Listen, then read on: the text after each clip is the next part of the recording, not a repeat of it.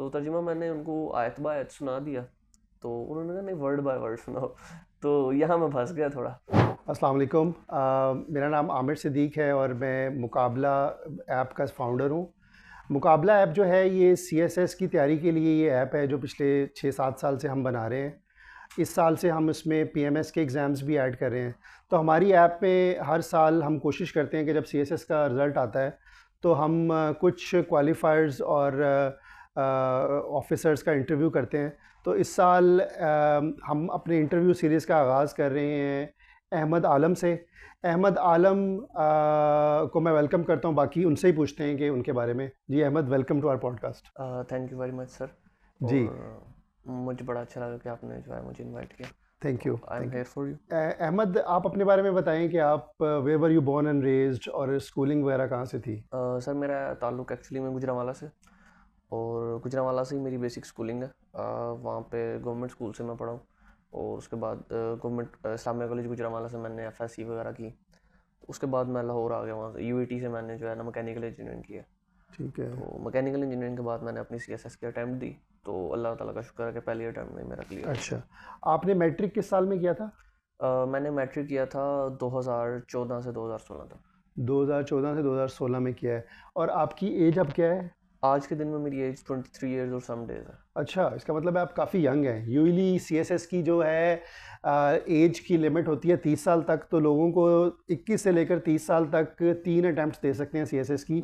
तो आपने बहुत अर्ली एज में इसको क्वालिफाई कर लिया, दैट इज़ सम अचीवमेंट। क्योंकि मैंने देखा मोस्टली लोग जो हैं वो ज़्यादा उम्र में क्वालिफाई करते हैं, मल्टीपल अटैम्प्ट्स में करते हैं। मैंने जब एग्ज़ाम दिए थे तो मेरी एज थी 22 साल। जी जी। तो आपको पता है जो रिज़ल्ट वगैरह का प्रोसेस आते आते, तो जिस दिन रिज़ल्ट आया तो तब मैं तकरीबन 23.5 साल मेरी उम्र है। ठीक है ठीक है। मैं इसलिए एक्चुअली अंडरस्टैंड करना चाह रहा था ताकि जो सुनने वाले हैं ना वो आपको रैंक कर लें, क्योंकि जब आपने मैट्रिक किया था ना उसकी रेफरेंस से हर बंदा जज कर सकता है कि आप कितने बड़े हैं कितने छोटे हैं।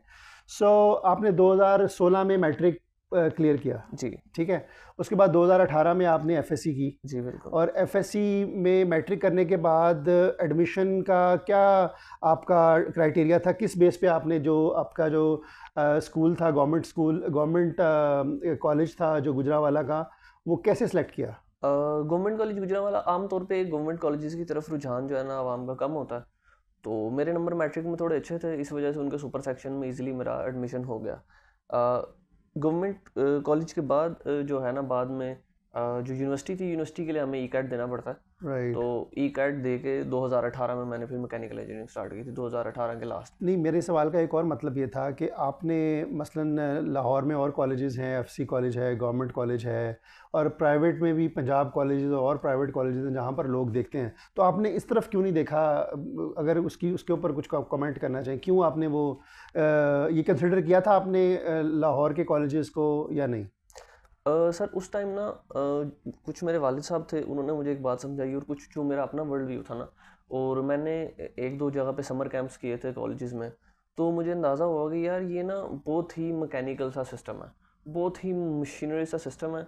ये लोग आपको स्पून फीड कर रहे हैं और बच्चों की तरह, तोते की तरह आपको रटा रहे हैं। ये शायद आपको नंबर तो लेके दे देंगे, राइट। लेकिन ओवरऑल आपकी पर्सनैलिटी को डेवलप नहीं करेंगे। ठीक तो है। जब मैंने government college Islamia college visit किया ना वहाँ पे गुजरांवाला में, तो वहाँ पे एक डाइवर्स एनवायरनमेंट था, एक बहुत बड़ा कॉलेज था जिसमें बहुत सारे किस्म के लोग आपसे मिलते जुलते थे, आपकी और बहुत सारी एक्टिविटीज़ थी पढ़ाई के अलावा, और आपको एक फ्री हैंड था, और आपको एक डाइवर्स बैकग्राउंड के लोगों से डील करने का मौका मिला, जो कि आपकी ग्रूमिंग का सबब होता है। आप अगर एक ही तरह के लोगों में बैठे रहेंगे और आप सिर्फ एक ही काम करते रहेंगे, तो आपकी शायद आपके बहुत अच्छे नंबर आ जाएं, लेकिन आपकी पर्सनैलिटी उस तरह से डेवलप नहीं हो पाएगी, आपका दिमाग उस तरह से नहीं खुलेगा।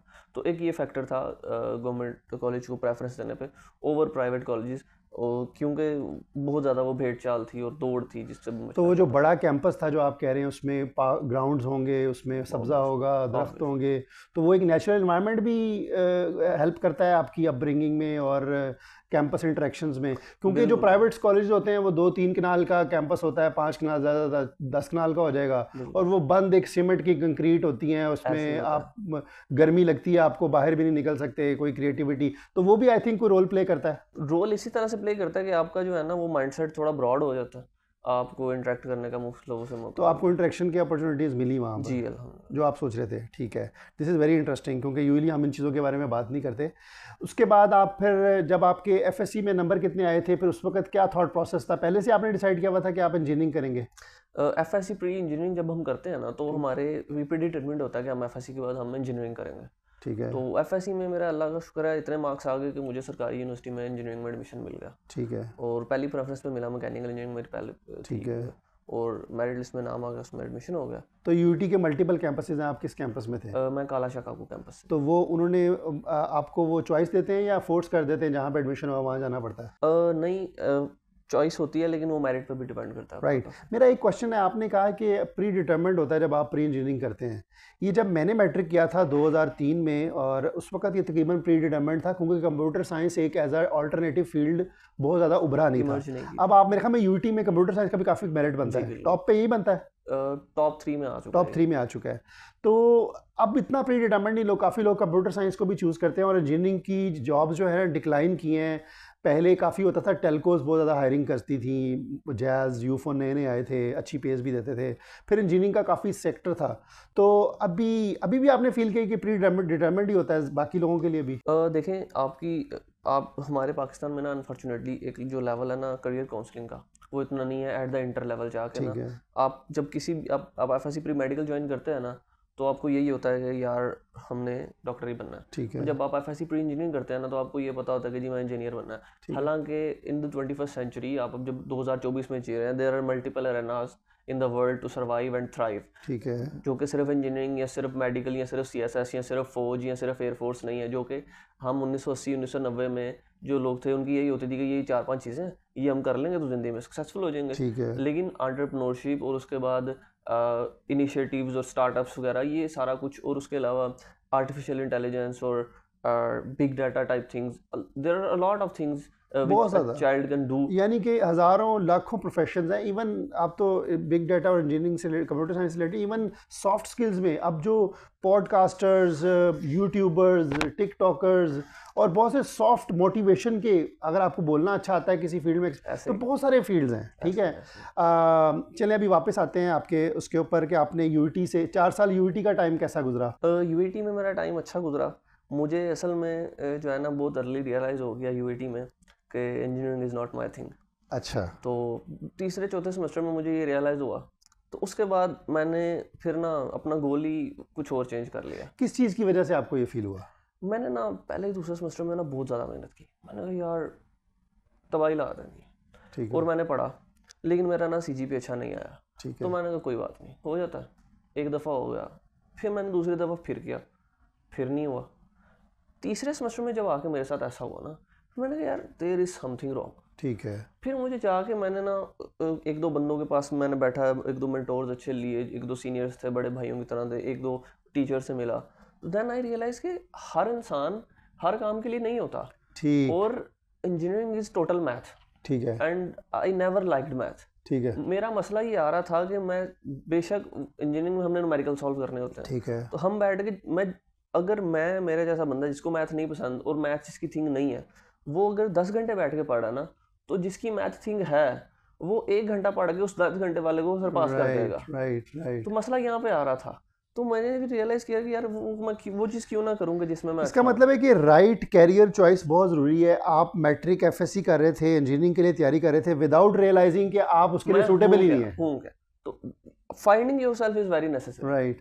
तो आपने उससे रियलाइज़ किया कि this is not working because आप मैथ में नेचुरल टैलेंट नहीं है, आपका नेचुरल टैलेंट कहीं और लाया करता है। ऐसी वो और क्या चीज़ थी आपको लगी उस वक्त महसूस हो गया कि आपका टैलेंट कहाँ लाया करता है? बिल्कुल। मैंने एफएससी में ही ना ये रियलाइज़ किया कि ना इंग्लिश में, मतलब इंग्लिश राइटिंग में ना मैं अच्छा हूँ थोड़ा सा, और मेरे बगैर पढ़ी इंग्लिश में मेरे ना एफएससी में अच्छे मार्क्स आ ठीक गए। है, तो मैंने कहा यार ये तो अच्छी बात है। उसके बाद जब आया ना मैं यूनिवर्सिटी में, तो यूनिवर्सिटी में भी I was better than other classmates of mine.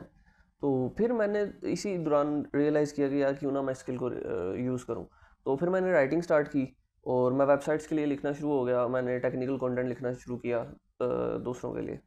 तो उससे मेरी इंग्लिश मज़ीद इम्प्रूव होती गई। तो इंग्लिश तो आपने ग्रेजुएशन यूटी से किया होगा 2022 में? जी मैं 2022 में। तो आप तो बड़े बिल्कुल फ्रेश ग्रेजुएट हैं। अच्छा, दो आजकल ही के दिन थे, तकरीबन आज से 2 साल पहले की बात 2 है, साल पहले मई आपने 2022 अच्छा, में। आपने ग्रेजुएट किया तो आपको जॉब्स के लिए किस चीज़ों के बारे में आप देख रहे थे? जॉब ढूँढ रहे थे आप? तो किस तरह की जॉब ढूँढ रहे थे? तो फिर आपने क्या किया उसके बाद? हमारा जो पाकिस्तान है ना, वहाँ पे जब हम इंजीनियरिंग की जॉब्स की बात करते हैं ना, तो वो मोस्टली मैनेजरियल जॉब्स हैं, ठीक है, क्योंकि यहाँ पे इंडस्ट्रियलाइजेशन हो नहीं रही, इनफैक्ट डी इंडस्ट्रियलाइजेशन हो रही है। ठीक है, तो कोई इंडस्ट्रियल काम यहाँ पे बहुत कम है, बहुत ही फ्यू पीपल हैं जिनको वो काम मिलता है। ज़्यादातर ऑलरेडी जो प्रोसेस चल रहे हैं उन्हीं को ही रन करना होता है आपने, तो वो मैनेजमेंट ही होती है किस्म की, तो वो मैनेजरियल टास्क होते हैं। तो उस हवाले से आई वॉज वेरी लकी कि मैंने पहले तो तैयारी शुरू की, उसके बाद अपनी मई में मैं पास आउट हुआ। मैं मतलब 19 मई को हमारा लास्ट डे था यूनिवर्सिटी में, ठीक एग्ज़ाम है, था हमारा ठीक फाइनल, है, और 1 जून को मैंने सीएसएस की तैयारी शुरू की। ठीक है। और जब 1 फरवरी को हमारा पेपर था, तो फरवरी के अंदर अंदर ही मेरी जॉब लग चुकी थी। और आपने फरवरी 2023 में सीएसएस के पेपर की बात कर रहे जी हैं? बिल्कुल। ठीक है, आपने यानी कि ग्रेजुएशन के विदिन 7-8 मंथ आपने एग्ज़ाम दे दिया था। जी ऐसा ही है। ओके, सो एक मैं थोड़ा सा आपको बैक करूंगा। आपने कहा कि जिस दिन आपकी ग्रेजुएशन थी उससे एक दिन बाद आपने तैयारी शुरू कर दी थी। तो आपने डिसाइड कब किया कि आपने सीएसएस देना है? I decided in back in 2020, ठीक जब है, मैंने ये रियलाइज़ किया कि second year of your university. हाँ, ठीक इट है, वाज 4th सेमेस्टर ना। ठीक है। तो जब मैंने ये फैसला किया कि अब देने, किस बेस पे किया? बेस उसमें ये थी कि मैंने किताबें पढ़ी, ठीक है, जो कुछ मैंने जैसे आपको बताया टीचर्स को मेंटोर से मिला, तो उन्होंने मुझे यही बताया कि बेटा वो काम करो जिसमें मज़ा आया आपको। ठीक है, तो मैंने देखा कि मुझे ना अखबारें वगैरह पढ़ने में, न्यूज़ आर्टिकल्स पढ़ने में और बुक्स पढ़ने में और इंटरनेशनल रिलेशंस में और फिलॉसफी में, इस तरह के टॉपिक्स में ना मुझे बातचीत करने में और इन चीज़ों को पढ़ने में, डिस्कस करने में मज़ा आता ठीक है। है, और जब मैं इन चीज़ों को पढ़ने बैठता हूँ ना, तो इट्स फन फॉर मी। ठीक है, it's not actually I am studying और समथिंग, इट्स ठीक फन। है, तो मैंने कहा यार अगर ये काम करने से ये काम हो रहा है तो व्हाई नॉट ट्राई दिस। ठीक है, तो मैंने फिर मैंने कुछ गाइडलाइंस एक दो सीनियर से ली, तो फिर मैंने ना अपने को थोड़ा स्ट्रीमलाइन कर, एक डायरेक्शन हो गई ठीक है, कि ये चीज़ें इस तरह से फॉलो करेंगे ना तो हमें फ़ायदा देंगी। ठीक है, चीज़ें वही होती हैं, हमने सिर्फ उनको एक लेंस, अपना पैराडाइम शिफ्ट करना होता है, उनको सीएसएस के जाविये से सिर्फ देखना शुरू करना होता है कि इसको मैं पेपर्स के नज़रिए से किस तरह से मैं इनसे फ़ायदा ले सकता हूँ इन चीज़ों ठीक है। यानी कि आपने रियलाइज़ किया कि आपकी नेचुरल स्ट्रेंथ थी वो पढ़ने, किताब पढ़ने से, अखबार पढ़ने, आर्टिकल्स पढ़ने और लिखने से की तरफ आप नेचुरली जा रहे थे, से। हाँ आइडियाज़। जी, बिल्कुल। तो आप यूनिवर्सिटी लाइफ में किस तरह की किताबें पढ़ रहे थे? मैं यूनिवर्सिटी लाइफ में ज़्यादातर सेल्फ हेल्प को पढ़ रहा था। ठीक है, मैं स्टीफन आर कोवी जैसे लोगों को पढ़ रहा था, साइमन सिनेक जैसे लोगों को पढ़ रहा था, साइमन सिनेक का तो मुझे पता है, वो नेपोलियन हिल को पढ़ रहा था नेपोलियन मैं। हिल, ठीक है। तो इस तरह के वेल्थ, लोग, वो तो वेल्थ क्रिएशन या नेपोलियन हिल की कौन सी किताब है? नेपोलियन हिल की जो किताब है ना, जो बड़ी मशहूर है, जिसमें वो 13 रूल्स बताता है, right, I can, if I remember the exact name, उसमें think and grow rich, yes, think and grow rich, think and या ग्रो। ठीक इट्स है, not actually about not it's not only about how to earn money. Right, अगर आप उसके 13 principles को apply करते हैं ना अपनी ज़िंदगी में, राइट, किसी भी पर्पस के लिए, ठीक है, तो वो आप अचीव कर लेते हैं। ठीक है। साइमन सिनेक, और ये इस दौर के बड़े मशहूर इन्फ्लुएंसर हैं, बिल्कुल थॉट, बिल्कुल। काफ़ी लोगों ने साइमन सिनेक, मुझे उनकी वो जो है ना गोरा सा स्टार्ट विद चेहरा वाई। ज़हन में आ रहा है। कभी कभी उनकी यूट्यूब पे मैं वीडियोस देखता हूँ, और ये स्टेफन हिल, ये जो स्टीफन आर कोवी। स्टीफन, इनका मुझे नहीं पता, लेकिन ये वो लोग हैं जो इस दौर के इन्फ्लुएंसर्स हैं। इन्होंने नई जनरेशन के लोगों को इन्फ्लुएंस किया है स्टार्टअप से रिलेटेड, ज़िंदगी में एनर्जी डालने के लिए और ज़िंदगी में अचीव करने के लिए। तो इस तरह की आप किताबें पढ़ते पढ़ते फिर आपका माइंड खुलता गया ऐसे कि ही आगे बढ़ने के लिए तरक्की कैसे करनी है। तो फिर आपने सीएसएस, फिर आपने कहा कि ये करते करते मैं अब सीएसएस करूँगा। एक मिलान होता है ना, ठीक है, एक किसी चीज़ की तरफ इंटरेस्ट होता है। तो दूसरा ये है कि पाकिस्तान में ना, अगर आपको एक बेहतर जॉब चाहिए और आप चाहते हैं, जब आप ये सारी चीज़ें कर रहे होते हैं ना, देन आप एक सोसाइटी से ना, आपका थोड़ा हट के माइंड चलना शुरू हो जाता है। ठीक है, आपको नज़र आना शुरू हो जाता है कि यार कुछ तो गलत हो रहा है, कि हम जो बैकवर्ड जा रहे हैं ना। ठीक है, देन आपके डीप इनसाइड, अगर आप ऑनेस्ट हैं, अगर आप थोड़े से भी पैट्रियोटिक है ना, यू फाइंड द अर्ज कि यार इस गलत को मुझे ठीक करना चाहिए। ठीक है, मैं क्या इस गलत में वो रोल प्ले कर सकता हूँ कि वो ये ठीक हो। ठीक है, देन यू रियलाइज कि यार गलत को ठीक करने के लिए सिर्फ बातें नहीं चाहिए, ठीक गलत है, को ठीक करने के लिए आपको पावर चाहिए, ठीक है, गलत को ठीक करने के लिए आपको हिस्सा बना पड़ेगा सिस्टम का। अगर आप सिस्टम पे तनकीद करने हैं, अगर आप कहते हैं कि यार इसमें फ्लॉज है, तो लेकिन एट द एंड ये सिस्टम हमारा है, ठीक ये है, मुल्क भी हमारा है, ठीक है, इसको चलाना भी हम नहीं है। ठीक है, तो उसमें उस टाइम पे फिर मैंने सोचा कि यार हमें हमें इनिशिएटिव लेना पड़ेगा, ओनरशिप लेना पड़ेगा। उस हवाले से भी CSS इस एक वजह ये थी, और दूसरा इंटरेस्ट तो था ही। ठीक है, आपका इंटरेस्ट बन गया, आपको रियलाइज़ किया कि इंजीनियरिंग में आपका इंटरेस्ट नहीं है, इंटरेस्ट कहीं और है, वो आपका किताबों में था, वहाँ से आपने फिर देखा कि मसाइल के हल के लिए आप कंट्रीब्यूट करना चाहेंगे, तो आप CSS की तरफ चल गए।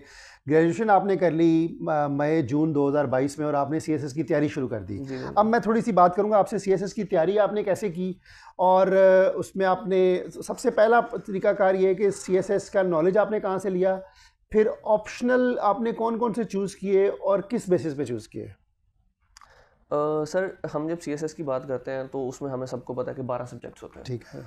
12 सब्जेक्ट्स में जो हमारे कंपलसरी हैं, अगर वन बाय वन हम उनको लेके चलें तो मैं आपको बताऊं, सबसे पहले तो हम ऐसे की बात करते हैं। ठीक है। अब ऐसे he is the death nail for a lot of students. ठीक है। ज़्यादातर बच्चे ऐसे में फेल होते हैं, ठीक है। और उसके बाद प्रेसी में फेल होते हैं। इसका मतलब है कोई मसला तो है एज अ नेशन हमारी इंग्लिश में, कि ठीक है। हम अंग्रेज़ी पास नहीं कर पा रहे ना। सही है। तो इसमें एक चीज़ मैं बड़ी एक सिंपल सी बात करूँगा कि जब 2020 था ना, तो मैं एवं रोड साइड वेंडर के पास गया, तो उसने ना मुझे लपेट के पैक करके कोई चीज़ दी अंग्रेज़ी अखबार में। ठीक है। तो पढ़ने का शौक़ था, लेकिन अंग्रेज़ी अखबार एग्जैक्टली मैंने नहीं पढ़ा था ना कभी ठीक पहले। है। तो मैंने अंग्रेज़ी अखबार, मैंने उसको खोला, मैंने ज़रा देखने की शुरू की, तो उसमें ना वो चीज़ें मेरे लिए इनकम्प्रीहेंसिबल थी, मुझे ठीक समझ है। नहीं वो आई। पाकिस्तानी अखबार था या बाहर का अखबार? पाकिस्तानी अखबार पाकिस्तानी था। अखबार था। ठीक है। तो मेरे लिए बड़ा शॉकिंग था कि यार मैं मुल्क की बड़ी अच्छी यूनिवर्सिटी में पढ़ रहा हूँ, पंजाब की सबसे अच्छी यूनिवर्सिटी है UET, ठीक है। और मेरे अंग्रेज़ी में नंबर भी बड़े अच्छे हैं, FSE में मैं अच्छा बच्चा हूँ। ठीक है। तो ये कैसे हो सकता है, मुझे नहीं आती अंग्रेज़ी, यानी कि आपको पढ़ के समझ नहीं आ रही थी मुझे क्या हो नहीं रहा है? समझ आए। ठीक है। तो देन आई रियलाइज कि यार it's an actually a flaw of our education system, जो कि हमें प्रैक्टिकल इंग्लिश नहीं पढ़ा रहा, हमें इंग्लिश नहीं आती। ठीक है। तो उस टाइम पे मुझे ये रियलाइजेशन होगी कि भाई ये जो मुझे है ना वहम कि मुझे इंग्लिश बड़ी अच्छी आती है, मुझे नहीं आती। प्रैक्टिकली आप फेल हैं जहाँ पे आपको पढ़नी हाँ। पड़ी। तो इसका मतलब है कि वो सब्जेक्ट जो हम पहली क्लास से लेकर 16वीं 18वीं साल तक हर साल पढ़ते हैं, कंपलसरी है आपके वो हमें बैचलर नहीं में भी, आता। वो हमें नहीं आता। What does that say about our teachers, our system, और हमारा हमारा यानी कि हम अपने गोल्स को क्या अचीव कर पा रहे हैं? आप एक लैंग्वेज सीख रहे हो और आपको वो पढ़नी ही नहीं आती, ऐसे और आप सिस्टम के ब्राइटेस्ट तरीन स्टूडेंट हो, तो इसका मतलब है स्टूडेंट सिस्टम तो सारा फ्लॉड है। ऐसे है। तो उसमें मसला यही है ना कि आपको प्रैक्टिकल चीज़ें नहीं दिखाई जाती। एक अखबार इज़ नॉट समथिंग कि वो कोई बड़ी एडवांस चीज़ है। अखबार तो बेसिक होती है ना। उसमें बेसिक लैंग्वेज इस्तेमाल होती है। आप अगर उर्दू की ही बात करें ना, हाँ। तो हमारा एक नॉर्मल स्कूल का बच्चा उर्दू अखबार तीसरी चौथी जमात में आसानी से उर्दू अखबार पढ़ लेगा। हाँ। लेकिन अंग्रेजी अखबार तो हमारा, हालांकि शहरों में ये उल्ट है, शहरों में जो बच्चे हैं ना वो इंग्लिश की अखबार पढ़ लेंगे, उर्दू नहीं पढ़ी जाएगी उनसे। तो ये मसला जो है ना वो काफ़ी संगीन है। हमारे एजुकेशन सिस्टम में थोड़ा सा फ्लॉ है, जिसकी वजह से हमारी अंग्रेज़ी बेहतर नहीं है। ठीक है। तो एक ये मसला आता है अंग्रेज़ी ऐसे में, उसमें ऐसे में बहुत सारे लोग डी शेप हो जाते हैं। मैं उसकी तरफ आऊँगा, ये आपने बड़ा अच्छा पॉइंट किया है कि इंग्लिश काफ़ी लोगों को नहीं आती, और इसी वजह से फिर शायद 90-95% लोग इंग्लिश में और पैसी में फेल हो रहे हैं। ठीक है, मैं वापस आता हूँ थोड़ा सा ना कि आपने कहा 12 सब्जेक्ट होते हैं। मैं थोड़ी सी करेक्शन कर दूं, 1200 नंबर के पेपर रखने होते हैं, कोई पेपर 200 नंबर का भी होता है, तो टेक्निकली समटाइम्स आप 12 से कम भी सब्जेक्ट्स होते हैं। अच्छा, तो ऑप्शनल जो थे आपने काफ़ी ज़्यादा 40-45 के करीब ऑप्शनल की सिलेक्शन होती है, वो ग्रुप्स में डिवाइडेड है, आप उसके हिसाब से आपको चूज़ करने पड़ते हैं। तो आपने कौन कौन से चूज़ किए और उसकी बेसिस क्या थी? सबसे पहले तो मैंने 200 नंबर का चूज़ किया पॉलिटिकल साइंस। ठीक है। पॉलिटिकल साइंस मैंने इसलिए चूज़ किया क्योंकि I was an IR guy from the first day. मुझे बड़ा शौक था ये सारी चीज़ें देखने का, लेकिन ना मैंने सोचा यार खुद को चैलेंज करते हैं। ठीक है। कोई ऐसा काम करते हैं जो पहले नहीं किया। सही है। तो इसलिए मैंने सिर्फ पोल साइंस रखने के पीछे ना मेरी मोटिवेशन ये थी कि पोल साइंस रखते हैं। ठीक है। और पोल साइंस और बड़ा अच्छा लगा पोल साइंस, उसमें फिलोसफर्स पढ़ के बहुत कुछ सीखने को मिला ना। और एक तो ये थी पॉलिटिकल साइंस के पीछे। ठीक है। दूसरा ये कि पॉलिटिकल साइंस का जो पेपर है ना वो स्कोरिंग होता है। ठीक है, अभी आगे चलें, मैं ज़रा बाकी सारे मैं ऑप्शनल की सिलेक्शन में सर वापस आऊँगा, एक एस्पेक्ट पे आऊँगा। आपने पॉलिटिकल साइंस के अलावा बाकी ऑप्शंस कौन से रखे? बाकी दूसरे नंबर में मेरा गवर्नेंस एंड पब्लिक पॉलिसी था। ठीक है। वो मैंने इसलिए रखा क्योंकि एक तो वो एप्लीकेशन वाला सब्जेक्ट था, रट्टे वाला सब्जेक्ट नहीं था। ठीक है। आपका टोटली वो ओपिनियन बेस्ड होता है कि आपका किस तरह से आप थ्योरीज को अप्लाई करते हैं और किस तरह आप सॉल्यूशंस प्रोवाइड करते हैं, पॉलिसी ऑप्शंस प्रोवाइड करते हैं। और वो बहुत ज़्यादा ओवरलैप करता था पॉलिटिकल साइंस से। टर्मिनोलॉजीज और जार्गन बहुत ज़्यादा उसमें पॉलिटिकल उसके साइंस अलावा की चीज़ें यूज़ सब्जेक्ट्स, होती हैं। आई वांट यू कि पहले सब्जेक्ट्स फिनिश कर लें फिर हम डिटेल अच्छा में ठीक है। उसके बाद फिलॉसफी रखा मैंने। ठीक है। फिलॉसफी रखने की वजह ये थी कि वो एक तो हाई स्कोरिंग सब्जेक्ट है और दूसरा वो भी और ये बड़ा पॉलिटिकल मुश्किल है, साइंस। बहुत कम लोग रखते हैं फिलोसफी, ये बड़ा एक ड्राई और मुश्किल समझ आता है इसको। मिथ है फिलॉसफी के अच्छा। बारे में। फिलॉसफी आपकी अगर तबीयत से मिलान खाती है, मैच करती है, अगर आपको फिलॉसफी पढ़ के मज़ा आता है तो आप फिलॉसफी रख लें, उसमें कोई मसला नहीं। चलें, उसके बाद आपने कौन सा सब्जेक्ट रखा? फिर मैं फिलोसफी पे एक सवाल पूछूंगा आपसे, लेकिन पहले अभी अपने मार्क्स कंप्लीट कर लें। पॉलिटिकल साइंस, फिलोसफी, इससे पहले आपने बताया गवर्नेंस एंड पब्लिक पॉलिसी, ये 400 नंबर हो गए, बाकी 200 नंबर। एक मैंने जेंडर रखा और एक पंजाबी। जेंडर स्टडीज़ बहुत पॉपुलर है, पंजाबी। बिल्कुल। अच्छा, मैं फ़िलासफ़ी की तरफ आता हूँ। फ़िलासफ़ी मैंने थोड़ी सी पढ़ी हुई है। फ़िलासफ़ी में तो बहुत सारे फ़िलासफ़र्स हैं, ऐसे तो क्या आपको सारे पढ़ने पड़ते हैं, समझ आगाही है करनी पड़ती है? और क्या वो बंदा जिसने अपनी अंडर ग्रेड में बीएससी में फ़िलासफ़ी नहीं पढ़ी, क्या वो फ़िलासफ़ी यहाँ से शुरू करके तैयार कर सकता है? बिल्कुल। फिलॉसफी जो है ना एक बड़ा अच्छा सब्जेक्ट है, और फिलॉसफी में एक्चुअली स्कूल ऑफ थॉट्स होते हैं, ठीक है। और different philosophers different school of thought से बिलोंग कर रहे होते हैं। ठीक है। तो जो एक फिलोसफर एक स्कूल ऑफ थॉट से बिलोंग करते हैं ना, मतलब 3 से 4 फिलोसफर एक स्कूल ऑफ थॉट के हैं, मतलब रैशनलिस्ट हैं। कुछ स्कूल ऑफ थॉट्स के फिलोसफर हैं जी, लॉक है, ये सारे वो एम्पिरिसिस्ट हैं, ठीक ठीक है। है। उसके बाद आ गए जी एग्जिस्टेंशलिस्ट आ गए, आपके पास सातरे आ गए, आपके पास शोपेनहाउर आ गए, नीत्शे आ गए। तो ये एक स्कूल ऑफ थॉट आ गया। जो स्कूल ऑफ थॉट्स होते हैं ना, उनमें मोर और लेस आपकी आइडियोलॉजी सेम होती है। ठीक है। उसके बारे में थॉट्स डिफरेंट होते हैं इनके, इनकी जो एक्सप्रेशन होता है वो डिफरेंट होता है, डिफरेंट थीसिस होता है उनके तो उसी ये बड़ा चीज़ के मुश्किल बारे नहीं में। होता कि इतने ज़्यादा स्कूल ऑफ थॉट्स को स्टडी करना, फिर ये ज़हन में रखना इसके कौन कौन से स्कॉलर्स हैं? अब आपने नीट्शा कह तो दिया एक जुमले में, नीट्शा कह दिया, सार्ट्रे कह दिया, इनको समझने के लिए 2-4 दिन तो लगेंगे। ऐसा नहीं है, अगर आपका इंटरेस्ट है वो तो इजीली कवर हो जाते हैं। दूसरा एक और चीज़ है कि अगर आपका इंटरेस्ट है तो फिर आप पढ़ाई के अलावा भी इनको पढ़ते रहते हैं, अच्छा। और बहुत सारी चीज़ें हैं। अब एक एक बंदा जो कि सिर्फ सब्जेक्ट को अपने लाइब्रेरी में बैठ के पढ़ रहा है, ठीक है। और एक बंदा जिसने फेसबुक पे मीम्स उस सब्जेक्ट्स के, अब एक ऐसा ये इसमें एक चीज़ हम करते हैं, प्रोडक्टिव प्रोक्रेस्टिनेशन। ठीक है। सीएसएस की जर्नी में प्रोडक्टिव प्रोक्रेस्टिनेशन बहुत ज़्यादा ज़रूरी है। ठीक है। आप वेले बैठ के क्या कर रहे हैं, एक तो 8 घंटे आपने रख दिए ना पढ़ने के लिए, सेपरेट है वो, ठीक। उसमें आपने नोट्स बनाने हैं, उसमें आपने नोट्स का रट्टा लगाना है, उसमें आपने अपने कंसेप्ट स्ट्रेंथन करना है, उन कंसेप्ट्स को रिवाइज भी करना है, उसमें आपने रिटन प्रैक्टिस करनी है, सब कुछ उस 8 घंटे में करना है। ठीक है। That's a separate thing. But जो रेस्ट ऑफ द 16 आवर्स है ना, उनमें आप क्या कर रहे हैं, दैट मैटर्स अ लॉट। ठीक है। उसमें आप अगर स्क्रॉल कर रहे हैं तो आप क्या स्क्रॉल कर रहे हैं। 21st सेंचुरी में एक टर्म बड़ी अच्छी है, वो है माइक्रो लर्निंग। ठीक है। माइक्रो लर्निंग होती है कि आप थोड़ा थोड़ा लर्न कर रहे हैं डिफरेंट चीज़ों से। ठीक है। अगर आप माइक्रो लर्न करेंगे रोज़ाना ऐसी चीज़ों से कि जहाँ पे आप टाइम ज़ाया करते थे, अगर आप फ़ोन वगैरह पे रील देखने की बजाय कोई ऐसी चीज़ देख रहे हैं जो कि आपको पढ़ाई में हेल्प करेगी।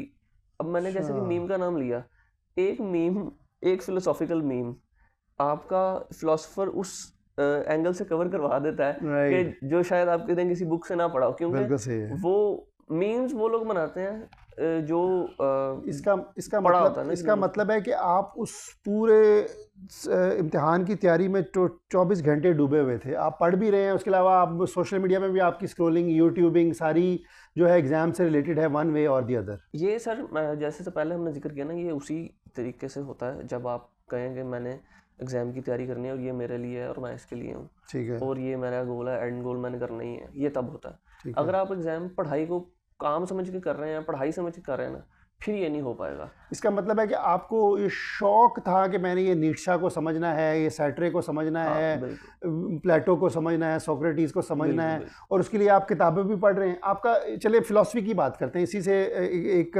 एक्सप्लेनेशन हो जाएगी कि आपने कैसे किसी सब्जेक्ट को तैयार किया। हम फिलॉसफी की एग्जांपल ले लेते हैं, क्योंकि फिलॉसफी काफ़ी लोगों को इंटरेस्ट होगा, कभी वो कवर नहीं करते होंगे। चलो फिलॉसफी की एग्जांपल से हम एक्सप्लेन करते हैं। आपने फिलॉसफी की तैयारी करने के लिए कितनी किताबों को कंसल्ट किया, कितनी यूट्यूब में वीडियोस देखी, कितनी मीम्स देखी, कितना क्या कहाँ कहाँ से सोर्सेज आए? सर जो फिलॉसफी है ना, हाँ। ये बड़ा ही इंटरेस्टिंग सब्जेक्ट है। उसमें एक फिलोसोफर आपको अगर समझ आ गया ना, तो शायद एक मीम से समझ आ जाए, ठीक है। एक 2 मिनट के वीडियो क्लिप से समझ आ जाए। ठीक है। और अगर नहीं समझ आया ना, तो फिर आपने किताबें छान मारी, आपको समझ नहीं आया। ठीक है। फिलोसफी ये सब्जेक्ट है। ठीक है। उसके लिए अगर आपको कोई अच्छा मेंटोर मिल जाए ना, वो और बेहतर हो जाता है। तो आपके पास कोई मेंटोर था?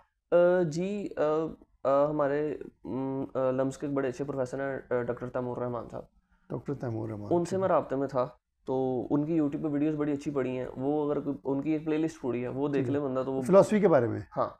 ये डॉक्टर तैमूर रहमान, अच्छा यार आपने इस तरह बोला मुझे, डॉक्टर तैमूर रहमान मजदूर किसान पार्टी वाले, अच्छा अच्छा अच्छा अच्छा, समझ आ गई मुझे। वो मेरे टीचर भी रहे हैं लेकिन मुझे अभी थोड़ा टाइम लगा है। अच्छा, तैमूर मेरे रहमान, ख्याल से पाकिस्तान में इस टाइम उनसे बेहतर फलसफा पढ़ाने वाला कोई टीचर नहीं है। अच्छा, फलसफा और इकोनॉमिक्स पढ़ाने तो वाला उनकी प्लेलिस्ट है फिलॉसफी के ऊपर। बिल्कुल बिल्कुल ठीक है, जबरदस्त यूट्यूब पर जबरदस्त। पढ़िए। ये आपने ये इस तरह की चीजें आप बताएं ना व्यूअर्स को कि क्या क्या चीजें कहाँ पढ़ी हैं। ठीक है, वहां से आपको चीजें समझ आ जाती हैं। बिल्कुल। ठीक है, उसमें फ़लसफ़े में मेरे साथ एक मिस है, वो मेरे नंबर थोड़े कम आए हैं। मैं फ़लसफ़ा मुझे इंटरेस्ट था ना इसमें, ठीक है। और मैं इसमें अच्छा भी था, तो मुझे मेरा गोल था इसमें कि मैं 80 प्लस स्कोर करूं। चलिए अब आपका हो गया है, नंबर तो अच्छे लेकिन बाकियों में अच्छे मेरे आए होंगे। उसमें मैं एक्सप्लेन कर दूं ना, ठीक है, मेरे नंबर आए हैं 60, ठीक है। 63 मार्क्स आए और ये तकरीबन सबसे कम आए हैं आपके सब्जेक्ट्स की निस्बत, तो इसका मतलब है क्योंकि अक्सर लोगों के तो हाईएस्ट स्कोर 60 में होते हैं। तो अच्छा, अब मैंने बैठ के पहले तो रियलाइज़ किया कि यार कम क्यों आए हैं इसमें ना ठीक है, मार्क्स। तो मुझे बड़ी मुश्किल से, लेकिन मुझे एहसास कल परसों मुझे ही पता चला कि मैंने गलती क्या की। गलती मेरे से ये हुई कि मैं ये सोचता था फ़लसफ़े में कि फ़लसफ़े पे ना क्वालिटी मटेरियल मैं लिखूंगा ना, जितना भी लिखूंगा कम भी लिखूंगा ना तो नंबर आ जाएंगे। ठीक है, तो फ़लसफ़े में मैं पेजेस उतने लिख के आया, बाकी सब्जेक्ट्स में मैं हर क्वेश्चन के 8-8 9-9 पेजेस लिख के आया हूँ। ठीक है, लेकिन फ़िलासफ़ी में शायद मेरे पेजेस कम थे, 4 पेजेस लिखे मैंने, 5 पेजेस लिखे। मतलब इसको आप बुरा समझे अच्छा समझे, बट जो भी है सीएसएस में नंबर मिलते हैं, आपने कंटेंट कितना ज़्यादा लिखा। अच्छा, ये तो बड़ी काउंटर इंट्यूटिव बात है। ये तो फिर एफएससी वाला सिस्टम ही हो गया, समझ ले। आप इस पे तनकीद कर सकते हैं, लेकिन हमारा मकसद वो आज टॉपिक अगर नहीं आप है। खाली बातें लिख रहे हैं तो पेज तो हर कोई भर सकता है, लेकिन काम की बात तो हो सकता है एक पेज में आप कर दें। उसमें आप इस तरह से कर सकते हैं ना कि आप फ्लो चार्ट्स ऐड कर सकते हैं, डायग्राम्स ऐड कर सकते हैं, मजीद एग्जांपल्स दे के एक्सप्लेन कर सकते हैं। ठीक है, इसको हम नेगेटिवली अगर ना भी लें, अगर एक बच्चा उसने ज़्यादा एग्जांपल्स दिए हैं हाँ, और उसने ज़्यादा बेहतर तरीके से एक्सप्लेन किया है, तो ऑब्वियसली उसके मार्क्स ज़्यादा आएंगे। अच्छा और एक बच्चा जिसने कंसेप्ट को तो अच्छे तरीके से बता दिया है, अच्छा। लेकिन अभी अच्छी एग्जांपल नहीं दी मेरी मेरा तरह। सवाल, वो उसका एक पार्ट आपने आंसर किया कि तैमूर रहमान साहब की प्ले लिस्ट अवेलेबल थी, जी बिल्कुल। फिलोसफी की किताबें, प्ले लिस्ट आपको कैसे पता चला? स्क्रॉल करते करते? स्क्रॉल करते करते नहीं, तैमूर रहमान साहब के जो चैनल था ना वहाँ, हाँ, वो अच्छा फॉलो करता था मैं। उसके अलावा स्पेसिफिकली मैंने फ़िलासफ़ी को सर्च किया कि फ़िलासफ़ी कहाँ से, तो उर्दू में एक ही आपको काम मिलेगा पूरे पाकिस्तान में कि तैमूर उर्दू में रहमान साहब, वो तैमूर रहमान मैं साहब। मैं उसको मानता हूँ, मैंने भी उनसे काफ़ी चीज़ें सीखी। उस प्लेलिस्ट की एक दो वीडियोस मैंने भी देखी। लिबरलिज्म क्या होता है, पाकिस्तान में बहुत पुअरली अंडरस्टूड कॉन्सेप्ट है उन्होंने इसमें। तकरीबन कोई 2500 साल की जो है ना फ़लसफ़े की तारीख को अच्छा, उस एक प्लेलिस्ट में नहीं बयान नहीं, किया बहुत है। अच्छे टीचर हैं वो, और बहुत अच्छी, उनसे मैंने भी बहुत कुछ सीखा है। उसके अलावा फिर किताबें, कुछ किताबें भी कंसल्ट की लाइब्रेरी से, फिजिकल किताबें भी या पीडीएफ्स, कैसे, मतलब उसके अलावा क्या मटेरियल? मेरी जो आदत थी वो पीडीएफ्स की थी, ठीक है, क्योंकि जब हम लेते हैं ना हार्ड किताबें, और हार्ड किताबें पढ़ना इज़ अ रोमांस, ठीक है, और हमें मज़ा आता है कि हार्ड किताबें पढ़ना, लेकिन हार्ड किताबें एक लग्जरी है।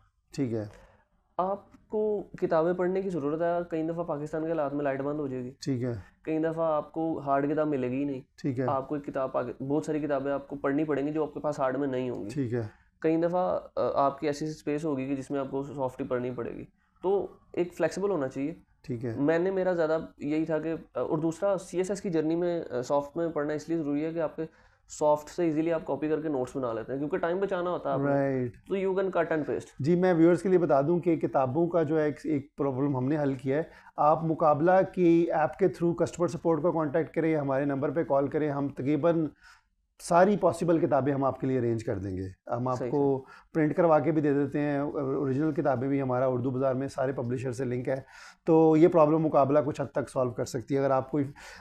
ठीक है, तो किताबें आप पढ़ते थे, अब आ जाते हैं थोड़ा सा बाहर आते हैं, जूम आउट करते हैं, दोबारा सब्जेक्ट्स पे एक नज़र डालते हैं। आपने पंजाबी क्यों रखा था? ये क्योंकि ये स्कोरिंग मार्क सब्जेक्ट है। जी बिल्कुल, एक तो पंजाबी स्कोरिंग है, ठीक है, दूसरा इसमें कम पढ़ना पड़ता अच्छा, है सीएसएस की जर्नी में, क्योंकि टाइम हमारे पास बहुत कम होता है और सिलेबस हमारे पास बहुत ही ज़्यादा होता है, ठीक है, तो उसमें हम देखते हैं कि कौन सा सब्जेक्ट ना मिनिमम इनपुट के साथ मैक्सिमम, मैक्सिमम आउटपुट दे सकता है ठीक ना, है, तो वो पंजाबी था। तो दूसरा ये है कि मैं एक पंजाबी फैमिली से बिलोंग करता हूँ, ठीक है, और हमारी बातचीत आपस में पंजाबी में ही होती तो है। ਪੰਜਾਬੀ ਤੁਹਾਨੂੰ ਵਾਹਵਾ ਆਂਦੀ ਸੀ ਤੇ हाँ, ਤੁਸੀਂ ਕਿਹਾ ਤੇ ਮਸਲਾ ਹੀ ਨਹੀਂ एडी है, औखी गल नहीं। एडी औखी गल नहीं है। ਤੇ ਪੰਜਾਬੀ ਦਾ ਜਿਹੜਾ ਸਿਲੇਬਸ ਹੁੰਦਾ ਹੈ ਉਹਦੇ 'ਚ ਸਭ ਤੋਂ ਅਹਿਮ ਚੀज़ क्या करनी चाहिए? मसलन आप किसी ने पंजाबी तो रख ली कि जी स्कोरिंग आ गया है, उसको तैयारी करने के लिए कोई एक किताब है, कुछ शायर हैं, किस तरीके से अपनी वो प्लानिंग करे? पंजाबी की तैयारी करने के लिए 2 से 3 किताबें मार्केट में अवेलेबल हैं, ठीक है, और वो सब अच्छी हैं। आप नाम बताएं ना कौन सी किताब है? एक तो अगवाई है जो अगवाई, कि अवेलेबल है। ठीक है, एक है ओखे पेंडे करके नाम है उसका, एग्जैक्टली आई ठीक है, कांट एक्चुअली रिमेंबर। पंजाबी पेड़े जी, मनान को पता होगा। वो तो अच्छी किताबें हैं। आपने करना ये है कि आपने अच्छे तरीके से उनसे अपने नोट्स बना लें। ठीक है, आप सिर्फ अशआर उनके याद कर लें। ठीक है। जो आपने स्टोरी लिखनी है उस पर अपना एनालिसिस देना वो आप खुद से लिख लें। अशआर आपने को जितने कितने ज़्यादा कितने कम अज़ कम शायर आपको कवर करने पड़ते हैं पंजाबी के? शायर जो है ना इम्पोर्टेंट कुछ हैं, लेकिन आपको सारे करने चाहिए। सारे में बुल्ले शाह आ गया, वारिस शाह आ गया, और क्या क्या है? सिलेबस में 5 से 7 शायर हैं। कौन कौन से हैं बताएं? मतलब 5 से 7 हमारे क्लासिक शायर हैं, ठीक है, और 5 से 7 हमारे मॉडर्न शायर हैं, ठीक है, जिसमें पीर फजल गुजारी साहब आ जाते हैं, उसमें हमारे मुनीर न्याजी साहब आ जाते हैं, और 2-4 शायर आ जाते हैं। क्लासिकल में हमारे पास बाबा फरीदा आ जाते हैं, ठीक है, और बाबा बुल्ले शाह आ जाते हैं, और उसके अलावा माधु लाल हुसैन आ जाते हैं। ठीक है, क्लासिकल शायरी और मॉडर्न शायरी दोनों हमें करनी पड़ती है, ठीक मतलब है, कुछ कुछ शायर। तो ठीक है, हर शायर के अगर आप 10 से 15 अशार याद कर लेते हैं ना, और वो आपको अच्छे आते हैं, सही है, और तो आपका इजीली हो जाता है। सही, ज़बरदस्त। ये तो फिर इसका मतलब है कि जिसको पंजाबी आती है, थोड़ी बहुत ही बोलनी आती है, सुननी आती है, वो पंजाबी अटैम्प्ट कर सकता है हाँ अगर थोड़ा सा बिल्कुल, शेरों में दिलचस्पी हो, समझ आते ऐसे हो। ऐसे। अच्छा, अब वापस आ जाते हैं पॉलिटिकल साइंस। ये बड़ा पॉपुलर एग्ज़ाम हो गया। हमने ये ऑब्ज़र्व किया है कि आज से 4-5 साल पहले ना आईआर टॉप पे होता था, ज़्यादा ट्रेंड इंटरनेशनल रिलेशन का था और पॉलिटिकल साइंस का कम था। लेकिन आईआर में अचानक कुछ साल 2 साल पहले ना नंबर 2-3 साल पहले नंबर कम आना शुरू हो गए। लोग आईआर से भागे हैं, पॉलिटिकल साइंस में चले गए हैं। ठीक ऐसे है, ऐसे। ऑब्वियसली आपका तो डिसीजन की बेस कोई और थी। अब ये पॉलिटिकल साइंस मेरे ख्याल में हमारी अपनी भी जो बुक्स हैं ना, जो हमने खुद सीएसएस ऑफिसर्स वगैरह से लिखवाई हैं, पास पेपर्स हैं, बेसिकली सबसे ज़्यादा पॉलिटिकल साइंस बिकती है, सबसे ज़्यादा। ठीक है, क्योंकि 200 नंबर का पेपर है, ज़्यादातर लोगों ने ये रखा होता है ऐसे। और इसका ज़्यादा ट्रेंड है। ठीक है, अब इसकी तैयारी के लिए आपका क्या तरीकाकार था? कैसे तैयारी की आपने इसकी?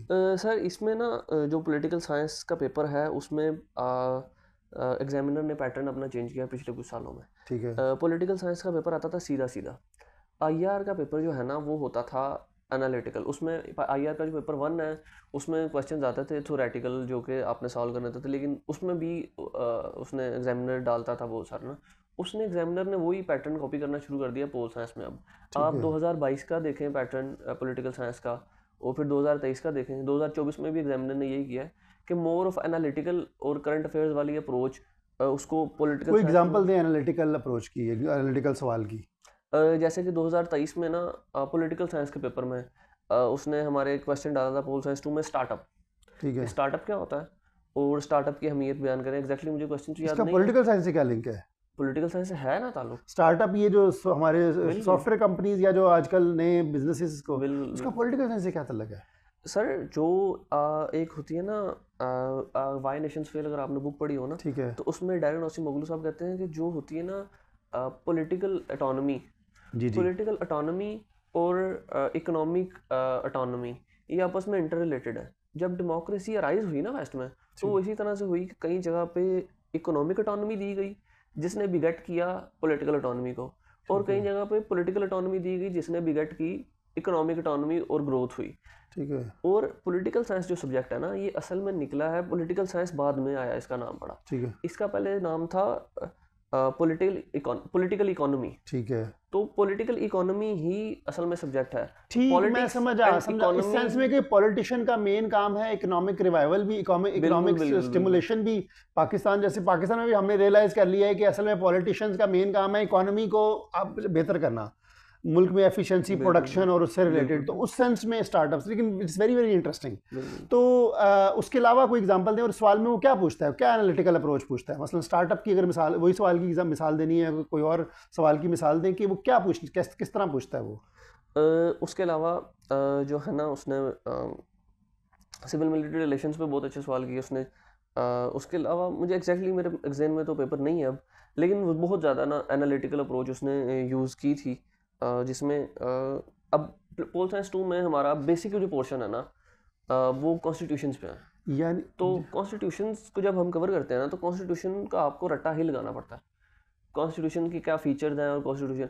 अब मेरा रट्टा को बहुत ज़्यादा अच्छा नहीं था और मैं चिढ़ता था कॉन्स्टिट्यूशन से, ठीक है, और मैं यार ये कैसे कवर होंगे, 7-8 कॉन्स्टिट्यूशन हैं और ठीक एक है, दूसरे में मुख्तलिफ भी हैं और ठीक है, डिफरेंट उसमें इख्तियारात हैं, सदर के इख्तियारात डिफरेंट है, वज़ीर-ए-आज़म अलग है और यूके कॉन्स्टिट्यूशन में अलग है, यूएस के कॉन्स्टिट्यूशन में अलग है, मलेशिया का अलग है, ईरान का अलग है।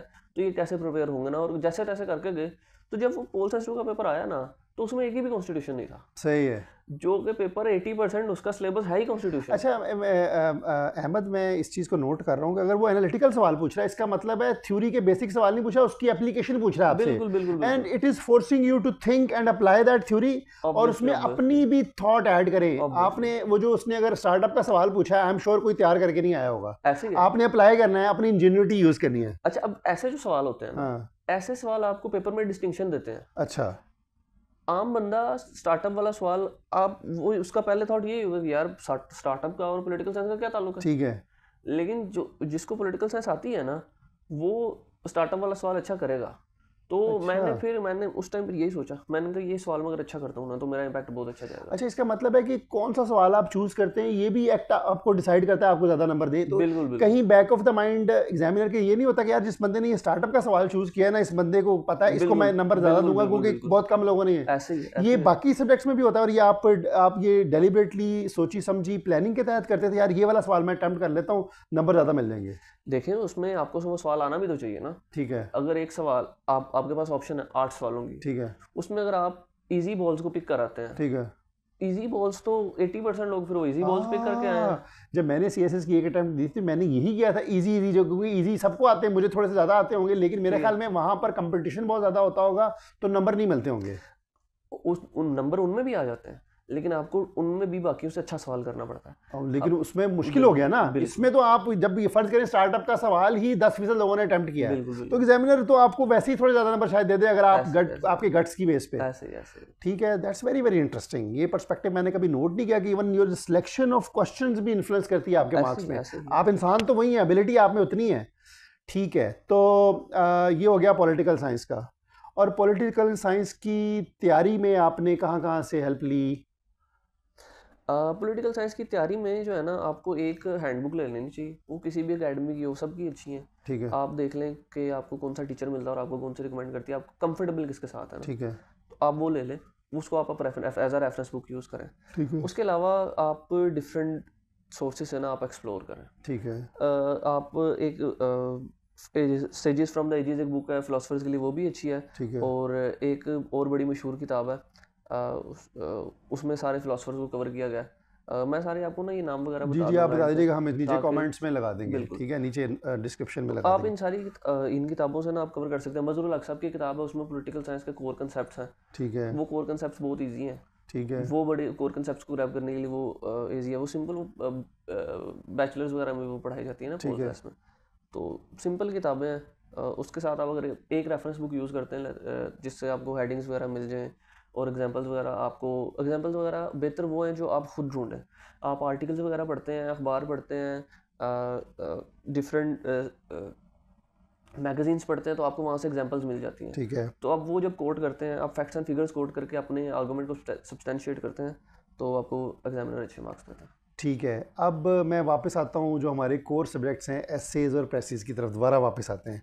ये तो हमने डिस्कस कर लिया कि एसे और प्रेसी में क्यों डिफ़िकल्टी होती है, क्योंकि हमारा सिस्टम जो है मैट्रिक एफएससी का सिस्टम, मेरे ख्याल में बाकी सिस्टम में भी इतनी अच्छी आपको बोलना आ जाता है, लेकिन आप फिर भी ग्रामर अच्छी इंग्लिश लिखना पढ़ना वो मुश्किल हो जाता है एक तो। और आइडियाज़ के ऊपर बात करना वो तो दूर की बात है ना। आपको तो अखबार, जैसे आप कह रहे हैं, अखबार पढ़ के समझना नहीं आता, और मैं इससे रिलेट कर पाता हूँ, मैं कर सकता हूँ कि मैंने भी मैट्रिक एफएससी किया है, और मैंने मैट्रिक के बाद किताबें पढ़ना जब शुरू की ना, तो तब मुझे इंग्लिश समझ आना शुरू हुई, और पहले बड़ी स्ट्रगल होती थी। तो ये मैं एग्री करता हूँ कि हमारा सिस्टम हमें इंडिपेंडेंटली जुमले बनाना और पढ़ना नहीं सिखाता, वो टीचर ऐसे दे देता है, उसी को ही आप याद कर लेते हो। तो ये स्ट्रगल तो बहुत ज़्यादा है। अब आप मुझे ये बताएं कि मुझे आपकी जर्नी से ये लग रहा है कि आपने तो ऐसे या प्रेसी सीखा है किताबें पढ़ पढ़ के, इसके अलावा भी कोई तरीका है? जो बंदा यानी कि किताबें नहीं पढ़ता, उसे क्या किताब से मोहब्बत नहीं है जिस तरह आपको थी और है, अगर इसको किताब से मोहब्बत नहीं है फिर वो CSS का ना ही समझे।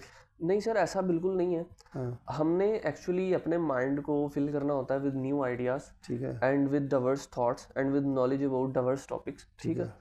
और उसकी जो है ना, पुराने ज़माने में उसका जो सोर्स था वो सिर्फ किताब था। ठीक है इन मॉडर्न डे आपके पास बहुत सारे सोर्सेज हैं उसके ठीक लिए। है और आपका जो मॉडर्न डे ऐसे भी आता है ना CSS में, वो भी बड़ा ही डाइवर्स किस्म का होता है। इवन CSS में, UPSC में भी अगर आप इंडियन में देखें ना, तो वो आपको उस तरह के ऐसे मिलेंगे जो आपको ट्रेडिशनल नहीं होंगे। आपको आउट ऑफ द बॉक्स जाके थिंकिंग करनी ठीक पड़ती है है उसके बारे में। तो उसमें आप अपने माइंड को अच्छी इन्फॉर्मेशन से फिल करते हैं ना। एक पैटर्न जो फॉलो किया जाता है ना आमतौर पे, जो प्रिपरेशन करते हैं बच्चे, वो ये करते हैं कि जी थीम्स प्रिपेयर कर जाते हैं ठीक है कि जी यार ये 10-15 थीम्स हैं ठीक जो है। चल रहे हैं, उसमें कुछ करंट अफेयर्स के थीम्स हैं और कुछ जो है ना इश्यूज ग्लोबल वार्मिंग हो गया बिल्कुल और ये ट्रम्प का इलेक्शन हो गया, बिल्कुल हाइब्रिड रिजीम हो गया, बिल्कुल ये बिल्कुल। टॉपिक तैयार करके अब चले ये गए। इश्यूज चल रहे हैं, ठीक है तो इस हवाले से बड़ा इंटरेस्टिंग वाकया मैं आपको बताता ठीक हूँ। है अब बच्चे क्या करते हैं, ये सारे करके चले जाते हैं और कहते हैं जी कोई एक ना एक तो इशू आ जाएगा इसमें से, तो हम कर रहे हैं। ठीक है अब एक ना एक तो आना ही है, करंट इश्यूज ठीक चल है रहे हैं, तो आप भी कर रहेंगे लेकिन सारे वही करके आएंगे फिर, ठीक है। और फिर बड़ा मुश्किल हो यानी कि जाता एक है। कुकी कटर जो अप्रोच है कि हर बंदा वही करके आ रहा है। आपके ज़हन में अगर हाइब्रिड रिजीम चल रहा है या ग्लोबल वार्मिंग चल रहा है या फ्लड चल रहे हैं, वो सबके ज़हन में चल रहे हैं, आप करके आगे हो, you are not standing out. ठीक है, यही बात है ना। ऐसे सी यानी कि यू हैव टू थोड़ा डिफरेंट ट्राई करना पड़ेगा। कोई डिफरेंट टॉपिक पे बात करेंगे तो एग्जामिनर को डिफरेंट ओपिनियन आप देंगे, एग्जामिनर को स्टैंड आउट करेंगे।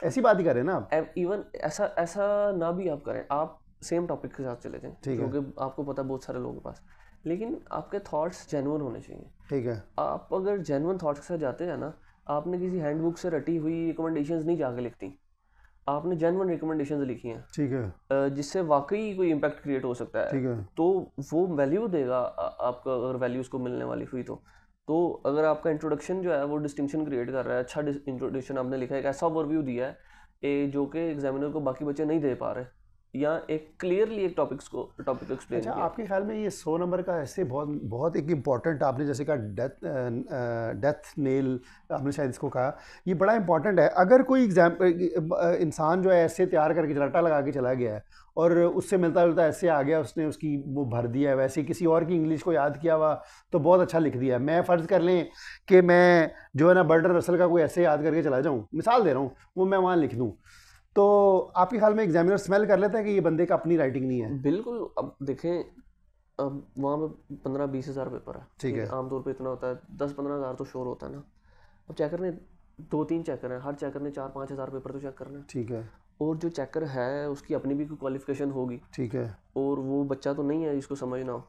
दूसरा एक फैक्टर ये है कि टॉपिक इतना सीधा आता ही नहीं। मैं अच्छा आपको बता रहा था ना, बड़ा इंटरेस्टिंग वाक़या है कि अब थीम्स का जो है ना, वो ट्रेडिशन है जी, थीम्स तैयार कर लो, थीम्स तैयार कर लो, तो हमने भी तैयार कर लिए चलो। तो अब पेपर में एक भी थीम नहीं आया 2023 के पेपर में। ठीक है, मैंने देखा था, बड़ा अजीब सा पेपर था। जब पेपर आया ना, तो पहला टॉपिक पढ़ा फिलोसॉफिकल, दूसरा पढ़ा फिलोसॉफिकल, तीसरा पढ़ा वेज, तीसरा पढ़ा, चौथा पढ़ा फिलोसॉफिकल, पांचवा पढ़ा वो भी वेज, छठा सातवां जो है ना एक ऑनलाइन लर्निंग पे आ गया। लेकिन ऑनलाइन लर्निंग उसने बिल्कुल एक सेग्रीगेट कर दिया कि सिर्फ इस हवाले से उसको एड्रेस करो, उस पर बंदा कितना को लिख ले। लेकिन फिर भी लोग लिख के आए उस पर, काफ़ी लोगों ने वो अटैम्प्ट किया ना। तो उसके बाद एक आ गया कि we have become overly dependent on technology, right ठीक है। उसके बाद 8वां 9वां टॉपिक मैंने पढ़ा। जब 10वां टॉपिक पढ़ा ना, 10वां टॉपिक था बॉयज़ विल बी बॉयज़। या अब बॉयज़ विल बी बॉयज़ एक मीम है, आपको राइट पता है। राइट, तो इस पे लिखा जा इसके सकता बड़े था, मीनिंग्स हैं। इस पर बहुत अच्छा लिखा जा सकता ठीक था, है लेकिन आपके पास टाइम होता 3 घंटे। ठीक है उस 3 घंटे में आपने उसको किस डायमेंशन से सोचना है और फिर उस डायमेंशन में उसको जस्टिफाई भी करना है, राइट ये काम है। अगर आप उस पर मुझे लिखने के लिए 7-8 घंटे दें तो मैं शायद बहुत अच्छा लिख लूँ, ठीक है लेकिन एट द एंड आपके पास 3 घंटे ही हैं, उसमें आपने उसको बैठ के सोचना भी है, उसको हर डायमेंशन से उसको एक प्रॉपर पैकेज बनाना है। और ठीक जब है तक आप उसको प्रॉपर पैकेज नहीं बनाएंगे ना, कहीं एक जगह से भी आपका ऐसे लीक हुआ कि आपका कोई आर्गूमेंट जस्टिफाई नहीं हो रहा, या आपका कहीं से भी उसको लग रहा है कि यार ये मज़ा नहीं आया, मज़ा नहीं आया। तो वो आपको अच्छा, इसका मतलब है, मेरी आपकी बात से मैं ये कंक्लूजन निकाल रहा हूँ कि आप जब तक आपको क्रिएटिव राइटिंग लिखनी नहीं आती आप ऐसे नहीं पास कर सकते। नहीं, ऐसा ही मतलब है ना, क्योंकि उसने कोई ट्रेडिशनल टॉपिक देना नहीं, उसने आपको घुमा के सवाल देना है। बिल्कुल। तो आपको उसके ऊपर खुद लिखना पड़ेगा। बिल्कुल। और आपकी क्रिएटिव राइटिंग, जुमला बनाने की, ओपिनियन बनाने की सोच, दिमाग में डाइवर्ट सोचे नहीं है, सोचे होंगी तो सोल्यूशन आएंगे ना। आपका दिमाग खुला होगा, आपने दुनिया घूमी होगी, चाहे किताबों में घूमी है या यूट्यूब में घूमी है या जाके घूमी है, आपने डाइवर्ट्स आइडिया से एक्सपोज है तो फिर ही आइडियाज आएंगे ना आप। लेकिन वो आपके अपने होंगे, आपको क्रिएटिव लिखना आना चाहिए, उसके बगैर आप ऐसे नहीं पास कर सकते। ऐसे ही है। ठीक है, तो ये बड़ी मजे की बात है। दूसरी बात है, एक जो ऐसे होता है, जैसे आपने कहा ना कि ऐसे को लीकेज, उसका वेल बैलेंस्ड होना बहुत ज़रूरी है।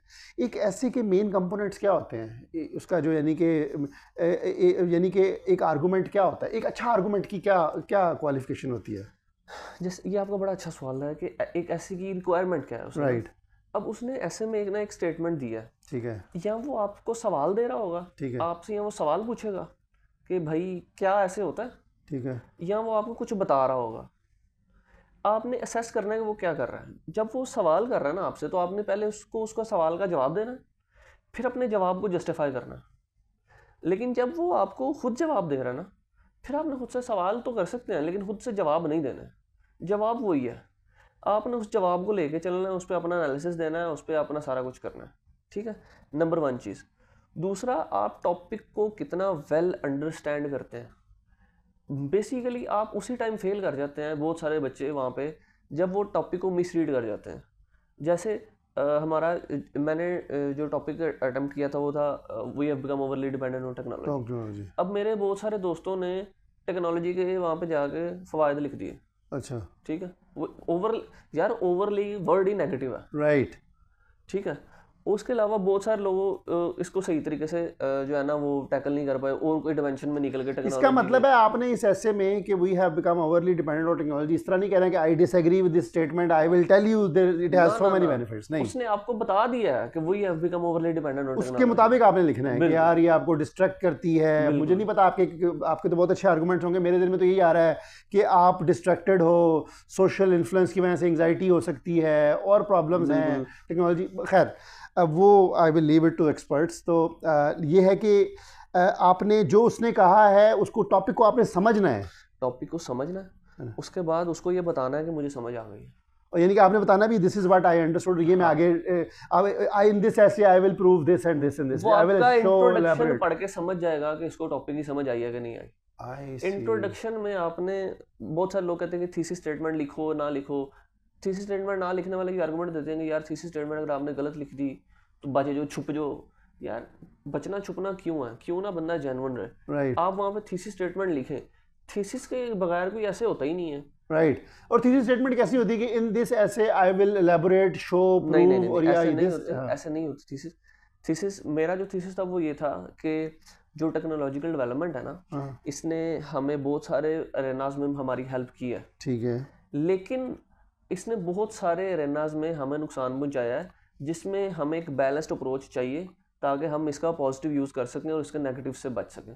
तो आपने इसको कहाँ में बताया कि फिर आपने कैसे एलैबोरेट किया कि इसके नेगेटिव कहाँ पे हमें इफेक्ट? पहले मैंने बताया ना कि इस तरह से हमें इसने फ़ायदा दिया। ठीक है, फ़ायदे तो बहुत क्लियर हैं कि 3-4 पॉइंट में फ़ायदा दिया कि जनाब इस तरह से। उसके बाद ये बताया कि इस तरह से ये हमें नुकसान दे रहा है, हमारे सोशल इंटरेक्शंस को इसने चेंज कर दिया। ठीक है, और एक सेंस ऑफ मटीरियलिज्म इसने बहुत ज़्यादा फैला दी। ठीक है, और बेशुमार किस्म के इस तरह के आर्गूमेंट्स बन सकते हैं जो कि इसने हमारी ज़िंदगी को इन नेगेटिव हवालों से चेंज कर दिया। ठीक है, और वो टेक्नोलॉजी ने नहीं किया एक्चुअली, कि वो हमने खुद किया। ठीक है, टेक्नोलॉजी पे ओवरली डिपेंडेंट हो के ना, ठीक है, हमने ह्यूमन इंटरेक्शंस को कम कर दिया, और बेसिकली जो हमें ह्यूमन बनाती है ना चीज़ें, वो काम नहीं है। ठीक है, वो ये नहीं है कि हम कितने माइल दौड़ रहे हैं। हमें ह्यूमन बनाने वाली चीज़ है एम्पैथी। हम कैसे किसी से बात करते हैं, राइट, हमारी किसी से मोहब्बत कैसी है, ठीक है, हमारा किसी के साथ इत्तेफाक सलूक कैसा है, हमारी जब बातचीत होती है तो हम किस तरीके से, क्या लहजा हमारा। बाकी सारे काम तो आजकल मशीनें कर रही हैं। राइट, यानी कि सोशल एलिमेंट जो है इंसान का, वो इंसान को इंसान बनाता है।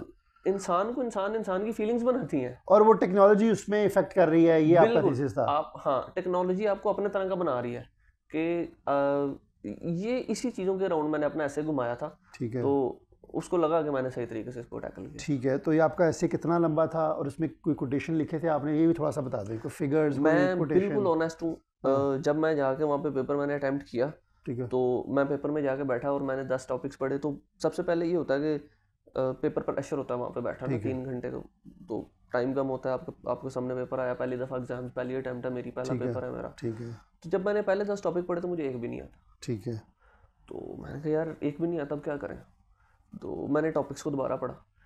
हर किसी के साथ ऐसे ही होता है कि आप बहुत ज़्यादा पढ़ के भी चले जाते हैं ना, तो आपको पहली गो में शायद ये लगे यार मैंने तो कुछ भी नहीं है। यानी कि सीटियाँ गुम हो जाती हैं आपकी, हवाइयाँ हाँ, उड़ जाती हैं। पहले आपने सिर्फ अपने नर्व्स पे काबू रखना है। ठीक है, ऐसा नहीं हो सकता कि आपको कोई ना आता हो। ठीक है, आपको एक ना एक ज़रूर आता होगा और आप उस पर बहुत अच्छा लिख सकते होंगे। ठीक है। आपने सिर्फ उसको एक्चुअलाइज करना है, उसको देखना है कि आप किस पे बहुत अच्छा, अच्छा अगर लिख उस प्रेशर में मैं 10 में से एक चूज करते करते वो मैंने 10 मिनट में कोई गलती कर दी, गलत टॉपिक चूज कर लिया, सकते, तो फिर आप उसी टाइम फेल हो जाते फेल हो गया आप। ठीक है, हैं। आप उसी टाइम अगर आपने गलत चूज़ कर लिया जिस पे आप अच्छे तरीके से नहीं लिख सकते, तो फिर आप कैसे पास कर सकते हैं। ठीक है। तो उस प्रेशर में काफ़ी लोग जो है ना वो गलत सही डिसीजन नहीं कर पाते, उसके लिए सर मैंने ना आउटलाइंस बहुत ज़्यादा प्रैक्टिस की थी। ठीक ये है, असल में प्रैक्टिस से आपका ये प्रैक्टिस, मसला हल होता है। ठीक है, मैंने आउटलाइंस बहुत ज़्यादा प्रैक्टिस की हुई थी। मुझे पता था कि मैं ना 15 से 20 मिनट में ना बहुत अच्छी आउटलाइन बना लूँगा। ठीक है, ठीक है, तो मैंने फिर देखा कि यार मैं टाइम किस में सर्व करूँ।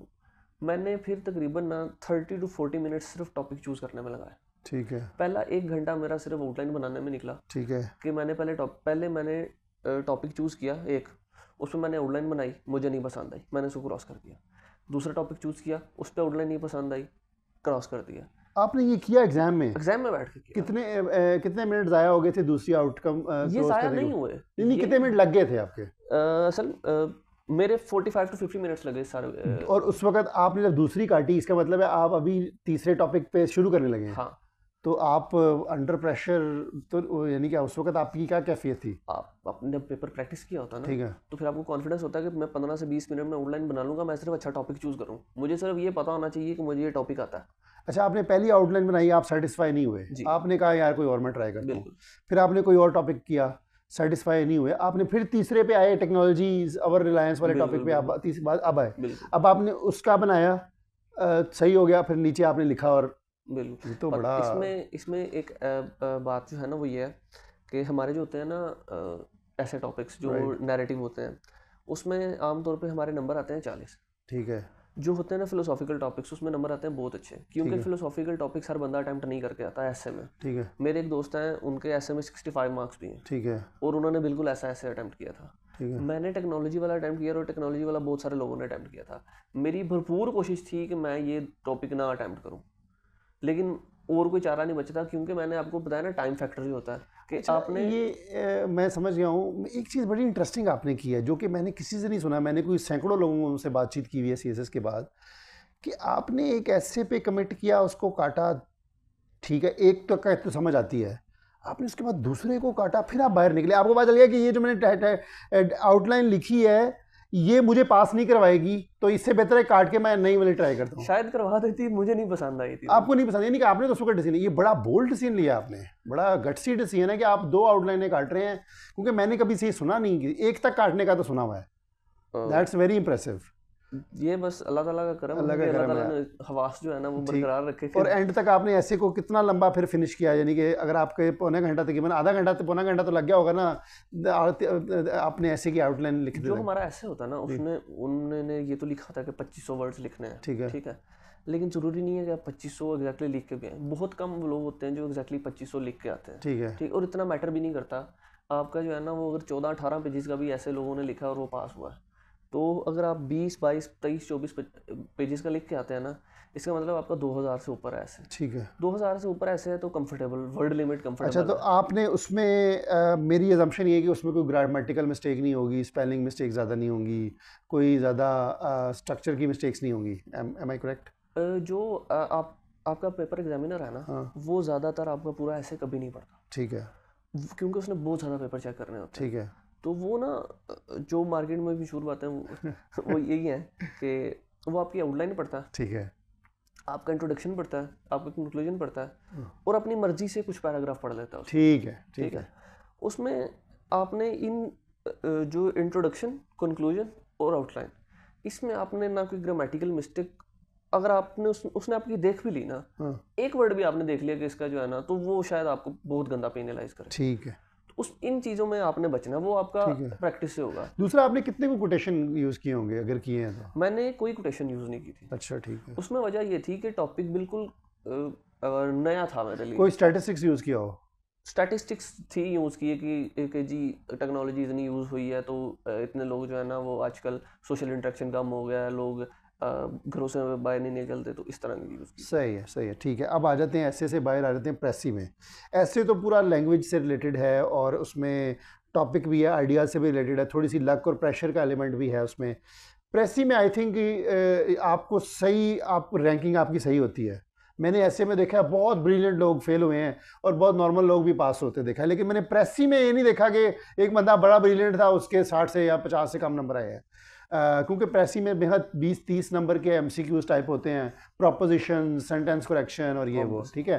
तो प्रेसी में पास होने में वही आपको स्किल चाहिए जो ऐसे में चाहिए होती हैं, या इसमें इसकी कोई और स्किल टाइप होती है? जो प्रेसी का सब्जेक्ट है ना, वो उसमें हमारे जो कंपोनेंट्स, हम उसको अगर वन बाय वन करके उसको कंपोज कर देना, उसको तोड़ लें और एक एक करके डील करें, तो बहुत ईजी है उसमें नंबर हासिल करना। ठीक है, उसमें आपके 20 नंबर के तो एमसीक्यूज हैं।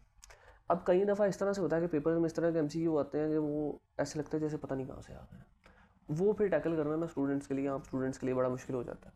और कई साल होते हैं जिनमें आपकी जीआरई लिस्ट से या कम मुश्किल आता है ना पेपर।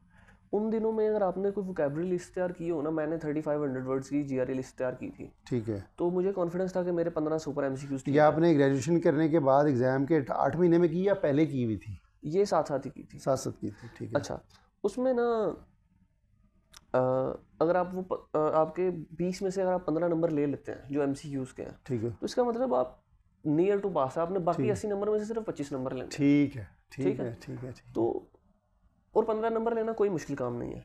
ठीक अब है, आपको कोशिश करनी चाहिए। ठीक है, अगर बहुत भी मुश्किल आ गया ना एमसीक्यूज, अगर आप वोकैबुलरी तैयार, अब लोग कहते हैं कि जी तैयार ना करो क्योंकि टाइम बहुत ज़्यादा लगता है और ऐसे होता है, तो टाइम तो लगेगा। यानी कि एमसीक्यू से आपकी मुराद है जो 20 नंबर के सिनोनिम और एंटोनिम आते हैं, बिल्कुल। ठीक है। अब अगर आप वो 20 नंबर तैयार करते हैं ना, तो आपकी एक तो वोकैबुलरी स्ट्रांग हो जाती है, जो आपको दीगर सब्जेक्ट्स में बहुत ज़्यादा हेल्प करती है। एब्सोल्युटली, आपका एक्सप्रेशन बहुत ज़्यादा इंप्रूव कर देती है ठीक। वो। ऐसे में भी वो ठीक है, यूज़ करेंगी, आपका ऐसे में ब्रॉड भी आप होगा बिल्कुल बिल्कुल एक्सप्रेशन। बिल्कुल आपका वो, अगर आप वोकैबुलरी तैयार करते हैं तो आपका वो आप डिस्टिंक्शन क्रिएट कर रहे हैं अपनी दूसरों से, ठीक है, और आपको ठीक है। प्रेसी में भी हेल्प मैं आपको यहाँ पे थोड़ा सा पॉज करूंगा, हमारा 1 घंटा हुआ है। अब मैं थोड़ा रैपिड फायर क्वेश्चंस करूंगा, हमने एंड क्लोजिंग की तरफ जाना है। अब तकरीबन आधा घंटा हम और लेंगे, तब हमने क्लोजिंग, अब फर्स्ट पार्ट हो गया है, अब मैं सेकंड पार्ट की तरफ जाता हूँ। जी, आपने फरवरी 2023 में सीएसएस का एग्ज़ाम दे दिया, आपकी ग्रेजुएशन के 8 महीने बाद, ठीक है। जब आपने एग्ज़ाम दे दिए तो आपके क्या तासुरात थे? आपको उम्मीद थी कि आप हो जाएंगे पास? मेरे एग्ज़ाम्स अच्छे हुए थे बाकी सारे, और ऐसे का पेपर भी मैं ऐसे अपना पूरा करके आया था। जो मेरा थीसिस था, मैं उसको अपने ख्याल से अच्छे तरीके से जस्टिफाई कर रहा है। तो उसके बाद जो मुझे पता था कि प्रेसी मेरा पास हो जाएगा। मेरे इस्लामियात का पेपर भी बड़ा अच्छा हुआ था, बाकी सारे कंपलसरी भी बड़े अच्छे गए थे और ऑप्शनल भी बड़े अच्छे गए थे, तो मुझे पता था कि बाकी सारे सब्जेक्ट्स मेरे अच्छे जाएंगे। एक जो जब आप बहुत ज़्यादा अच्छी तैयारी करके जाते हैं, अच्छे पेपर कर जाते हैं ना, फिर उसके बाद फिर एंड वाली चीज़ अनसर्टेन जो रह जाती है ना, वो ऐसे ही होता है। ठीक है, कि आपने जो ऐसे लिखा है वो आप एग्जामिनर की रिक्वायरमेंट्स को भी पूरा, एग्जामिनर के ख्याल से वो रिक्वायरमेंट्स को पूरा कर रहा है कि नहीं कर रहा था। ठीक है। तो उसमें यही था कि बस ऐसे अगर पास हो गया, मुझे पता था कि ऐसे पास हो गया तो मैं पास हो जाऊंगा। ऐसे जो है, यानी कि वो सबसे ज़्यादा सब्जेक्टिव पेपर है जिसमें एग्जामिनर का भी बहुत डिपेंड करता है और बिल्कुल you can never be sure कि क्या बिल्कुल होगा, ठीक है। डाउट तो हमेशा होता है। तो लेकिन ओवरऑल आप सेटिस्फाइड थे कि हो सकता है, हो जी जाएगा। बिल्कुल, पेपर के तो बाद से आपके जेहन में कोई टारगेट जेहन में था कितने को नंबर आएंगे? फिर हम बाद में बात करते हैं असल में कितने आए, लेकिन पहले आपके जेहन में क्या था? जो स्कोरिंग ट्रेंड होता है ना पेपर्स के हाँ, हवाले से, वो बड़ा ज़्यादा मैटर करता है। ठीक है, तो उस हवाले से मेरा जो गोल था ना, वो यही था कि मेरे 700 प्लस मार्क्स आए, ठीक है। और मेरे सब्जेक्ट्स थे भी ऐसे। तो जब मेरा स्कोर आया तो मेरे 671 मार्क्स हैं, 671। Which is a good score, but there is still room for improvement. अच्छा, स्कोर से पहले आपको रिजल्ट आया होगा। पहले जब रिजल्ट आता है उसमें सिर्फ लिखा होता है कि आपने रिटन क्वालिफाई किया, उस दिन स्कोर नहीं आता है, ऐसे ही है ना? ऐसे ही है। अब आपने जब एग्ज़ाम दिया फरवरी में, तो आपके जेहन में एक्सपेक्टेड रिजल्ट कब तक आता है? वो आपके जेहन में था कि कब तक आता है, या ये इस दफ़ा एफपीएससी ने थोड़ा सा प्रोसेस को लंबा किया। ठीक है। वरना अमूमन आमतौर पे जब इंटरव्यू हो जाता है ना, ख़त्म हो जब लास्ट इंटरव्यू होता है। इंटरव्यू की बात नहीं कर रहा मैं, अभी सिर्फ रिजल्ट जब अनाउंस हुआ आपका रिटर्न क्वालिफाई, इंटरव्यू तो बाद में हुआ है ना, जब रिटर्न का रिजल्ट आना था वो किस महीने आया आपका? वो हमारा सितंबर 18 को आया था रिटर्न ठीक है, का। और वो आपको पता था सितंबर नवंबर में आता है तो आप? बिल्कुल। ठीक है, तो कितने दिनों पहले उन्होंने डेट अनाउंस की थी या रैंडमली अचानक आ गया? उन्होंने डेट जो दी हुई थी ना, वो तो अगस्त की थी कि अगस्त ठीक में है। आएगा ना, लेकिन अच्छा, अगस्त में नहीं आया। सही तो है। फिर जब अगस्त में नहीं आया तो उसके बाद कभी भी आ सकता था। ठीक है। तो उस हवाले से फिर एकेडमीज वाले अपनी पेजेस वगैरह पे लगाते रहते हैं। ठीक है। वो सोर्सेज कहाँ से लेते हैं ये आप उनसे पूछें, ठीक है, लेकिन वो बता देते हैं उनका कि काफ़ी हद तक ठीक था। हाँ, उन्होंने एक फाइनल दिया था कि इस फ्राइडे को या मंडे को रिजल्ट आ जाए। अच्छा, ठीक है, तो यानी कि फिर ऑफिशियल कोई अनाउंसमेंट नहीं होती, ये ऑफिशियल एक चहमगोइयाँ चल रही बिल्कुल होती ऐसे। हैं। ठीक है, जब रिजल्ट आया उस वक्त आप कहाँ पे थे और आपको सबसे पहले किसने इन्फॉर्म किया, कैसे इन्फॉर्मेशन मिली? मैं बैठा हुआ था और लैपटॉप पे कोई काम वगैरह कर कहाँ रहा था। बैठे हुए थे, घर में घर या में कहीं? था अच्छा, मैं, घर में। घर में था। तो वहीं पे जो है ना व्हाट्सएप पे मैसेज आया एक और मैंने देखा जी डॉक्यूमेंट है, डॉक्यूमेंट पे लिखा था रिजल्ट डॉक्यूमेंट है। ठीक है। ठीक तो है। वो फिर मैंने खोला तो फॉर्चुनेटली पहली पेज पे जो है ना वो मेरा नाम था रिटर्न में। ठीक है, तो मुझे पहले पेज में क्यों? मेरिट के हिसाब से था, नंबर अल्फाबेटिकल? सीरियल नंबर के साथ अल्फाबेटिकल अहमद, हाँ। ठीक है। तो मैं जो है ना वो थोड़ा सा शॉक में गया थोड़ी देर के लिए कि यार अच्छा, ये मुझे क्या? यकीन नहीं आया। ठीक है। तो उसके बाद मैं वालदा को जाके बताया ठीक रिटर्न है, में भी। उसके बाद मैंने वालिद साहब को बताया जाके। कैसे जाके बताया, यानी कि लाइक वर यू एक्साइटेड या कैसे बस गए जाके बता दिया? मैं एक्साइटेड था असल में। जब आप बहुत ज़्यादा एक्साइटेड होते हैं तो फिर आप काम होते हैं ना। ठीक है। तो और दूसरा मेरी एक नेचर भी है कि इस तरह की सिचुएशन में मैं फिर ज़्यादा काम हो जाता हूँ। ठीक है, तो आपने अम्मी को बताया, अम्मी के क्या पहले जज्बात थे? वालदा जो थी वो काफ़ी जज्बाती हो गई, उनकी ठीक है। आंखें नम हो गई थी। ठीक है, तो ये उनके तासुरात थे। उसके बाद वालिद साहब आपने वालिद साहब को अलहदा बताया, वो अपने कमरे में थे कहीं और थे? नहीं, वालिद साहब अपने काम पे थे। ठीक है। तो मैं उनके पास गया स्पेशल फिर उनको जाके बता के अच्छा, आप चल के उनके पास गए? ठीक है, कॉल नहीं किया आपने? नहीं, अच्छा, उनको बताया फिर वो घर आए। ठीक है, तो उसके बाद फिर क्या आपको और लोगों को फ़ोन आना शुरू हो गया आपको? जी, मैंने मेरे इस सारे जो थे ना एरा जो एरिया के लोग? प्रिपरेशन का टाइम था सारा, तो मुझे मेरे नाना अबू ने बहुत ज़्यादा सपोर्ट किया। ठीक है। वो मतलब बहुत ज़्यादा उन्होंने इस बात पर इंटरेस्ट लिया कि मैं तैयारी कर रहा हूँ। पहले उन्होंने मुझे ड्यूरिंग द जब मैं यूनिवर्सिटी था तो तब उन्होंने मुझे बड़ा मोटिवेट किया। जब उन्होंने बताया ना कि मेरा ये मूड है, तब उन्होंने कहा कि हाँ बहुत अच्छी बात है। उसके बाद जब मैंने प्रिपरेशन स्टार्ट की तो मुझे वो ऑलमोस्ट हफ्ते में एक दफ़ा ज़रूर कॉल करके पूछते थे कि बेटा किसी चीज़ की लोड वो है तो कहाँ रहते हैं? वो वजीराबाद रहते हैं। वजीराबाद है, तो वो कॉल से ज़्यादातर कॉल पे मोटिवेट करते थे? कॉल पे भी और जब मुलाकात? मैंने ननिहाल जाना तो उन्होंने मोटिवेट करना, अगर मैं उनको नहीं मेंशन करता ना इसमें ठीक है, तो ये मैं उनका हक तो मारूंगा। वो सिर्फ मोटिवेट इस तरह ही करते थे या वो प्रिपरेशन में भी कोई हेल्प करते थे या कोई? वो इंडस्ट्रियलिस्ट है ठीक है। सिंपल, लेकिन एक जब आपके पीछे बुजुर्गों की सपोर्ट होती है ना ठीक है, और आपको पता होता है कि यार मतलब यही काफ़ी है कि उस आप सपोर्ट का बंदा मटेरियल इम्पैक्ट क्या हुआ, यानी कि आपको आपके ऊपर कोई और पर तैयारी के लिए फ्री हैंड मिल गया आपको? बिल्कुल बिल्कुल। ठीक है। मैं ज़हनी तौर पे स्कूल में था, मतलब प्रॉपरली की बस तैयारी हो रही है। ठीक है, अच्छा, तो जब उसके बाद आप आ जाते हैं रिज़ल्ट में आपके, उसके बाद जब आ गया रिटर्न का टेस्ट, उसके बाद नेक्स्ट मरला क्या होता है? उसके बाद हम इंटरव्यू की तैयारी करते हैं और इंटरव्यू की तैयारी करने के लिए कितने कब होता है इंटरव्यू? और उस इंटरव्यू होना फेजेस वाइज होता है ठीक है। और डिफरेंट शहरों का डिफरेंट टाइम पे होता है। उससे पहले साइकोलॉजिकल इंटरव्यू होता है हमारा। अच्छा, साइकोलॉजिकल यानी कि एक्टिविटीज इंटरव्यू से पहले साइकोलॉजिकल इंटरव्यू होता है? बिल्कुल बिल्कुल। और वो किस नौइयत का होता है, रिटन होता है या वर्बल होता है? उसमें वर्बल भी होता है, रिटन भी होता है। पहले रिटन एक्टिविटीज होती हैं, ठीक कोई है। 7-8 एक्टिविटीज होती और हैं। ये 1 to 1 होती है या सबका एग्जाम इकट्ठा होता है? मतलब एक ग्रुप में ना 7-8 लोग होते हैं, 8 और लोग थे। इनको कहाँ बुलाया जाता है, लाहौर बुलाया जाता है या? डिफरेंट सेंटर्स में बुलाया जाता है, एफपीएससी के ऑफिस में बुलाया ठीक जाता है, है। और डिफरेंट आपका सिटी में गुजरांवाला से आपका नियरेस्ट कौन सा था? लाहौर लाहौर में बुलाया गया, और जो कहीं सिंध से होते होंगे उनको शायद कराची बुलाया कराची बुला जाए। ठीक लेंगे। है, तो आप 7-8 लोगों को वहाँ बुलाया, फिर क्या हुआ वहाँ पे? वहाँ पे हमें उन्होंने पहले सुबह हम गए तो उन्होंने हमें कुछ कलर्स वगैरह दिए कि कुछ पिक्चर्स बनाए, ड्राइंग्स ठीक है। बनाए। और उसके बाद उन्होंने हमें कुछ परफॉर्मेंस दी जो हमने फिल करने, तो उनमें बहुत सारे क्वेश्चंस थे। और उसके बाद उसमें उन्होंने हमें पेंसिल दी कि ड्राइंग बनाए और आईक्यू का टेस्ट किया उन्होंने हमारा। और उसके बाद उन्होंने साइकोलॉजिकल इंटरव्यू किया based on all the assessment जो हमने उनका फॉर्म फिल किया था। काफ़ी ज़्यादा डाटा जो था आपके उन्होंने ख्याल में वो क्या क्या टेस्ट या एवेलुएट करना चाह रहे थे? उसमें देखें एक दिन में या एक छोटे से टेस्ट के साथ हम ये तो इवैल्यूएट मेरा नहीं ख्याल वो कर सकते हैं कि कौन बंदा साइकोलॉजिकली कैसा है। लेकिन ये ज़रूर डिटरमिन हो सकता है कि वो एक बंदा साइकोलॉजिकली किसी एक्सट्रीम पे तो नहीं है। राइट। तो उन्होंने इंटरव्यू में भी हर किसी को वो बार बार ट्रिगर कर रहे थे और बार बार इस तरह के क्वेश्चन कर रहे थे कि वो एक बंदा कोई एक्सट्रीमिस्ट वगैरह ना हो, कोई साइकोलॉजिकली अपसेट ना हो वो बंदा। बाकी थोड़े बहुत साइकोलॉजिकल मसाइल तो हमारे साथ चलते रहते हैं, हर किसी के साथ होते हैं ना, लेकिन कोई एक्सट्रीमिस्ट या कोई इस तरह किस तरह की चीज़ों से वो आपको पिन पॉइंट कर रहे थे? कोई एग्जांपल अगर आप देना चाहें। मुझे उन्होंने अब वो ना लॉजिकल नहीं होता इंटरव्यू ना, साइकोलॉजिकल।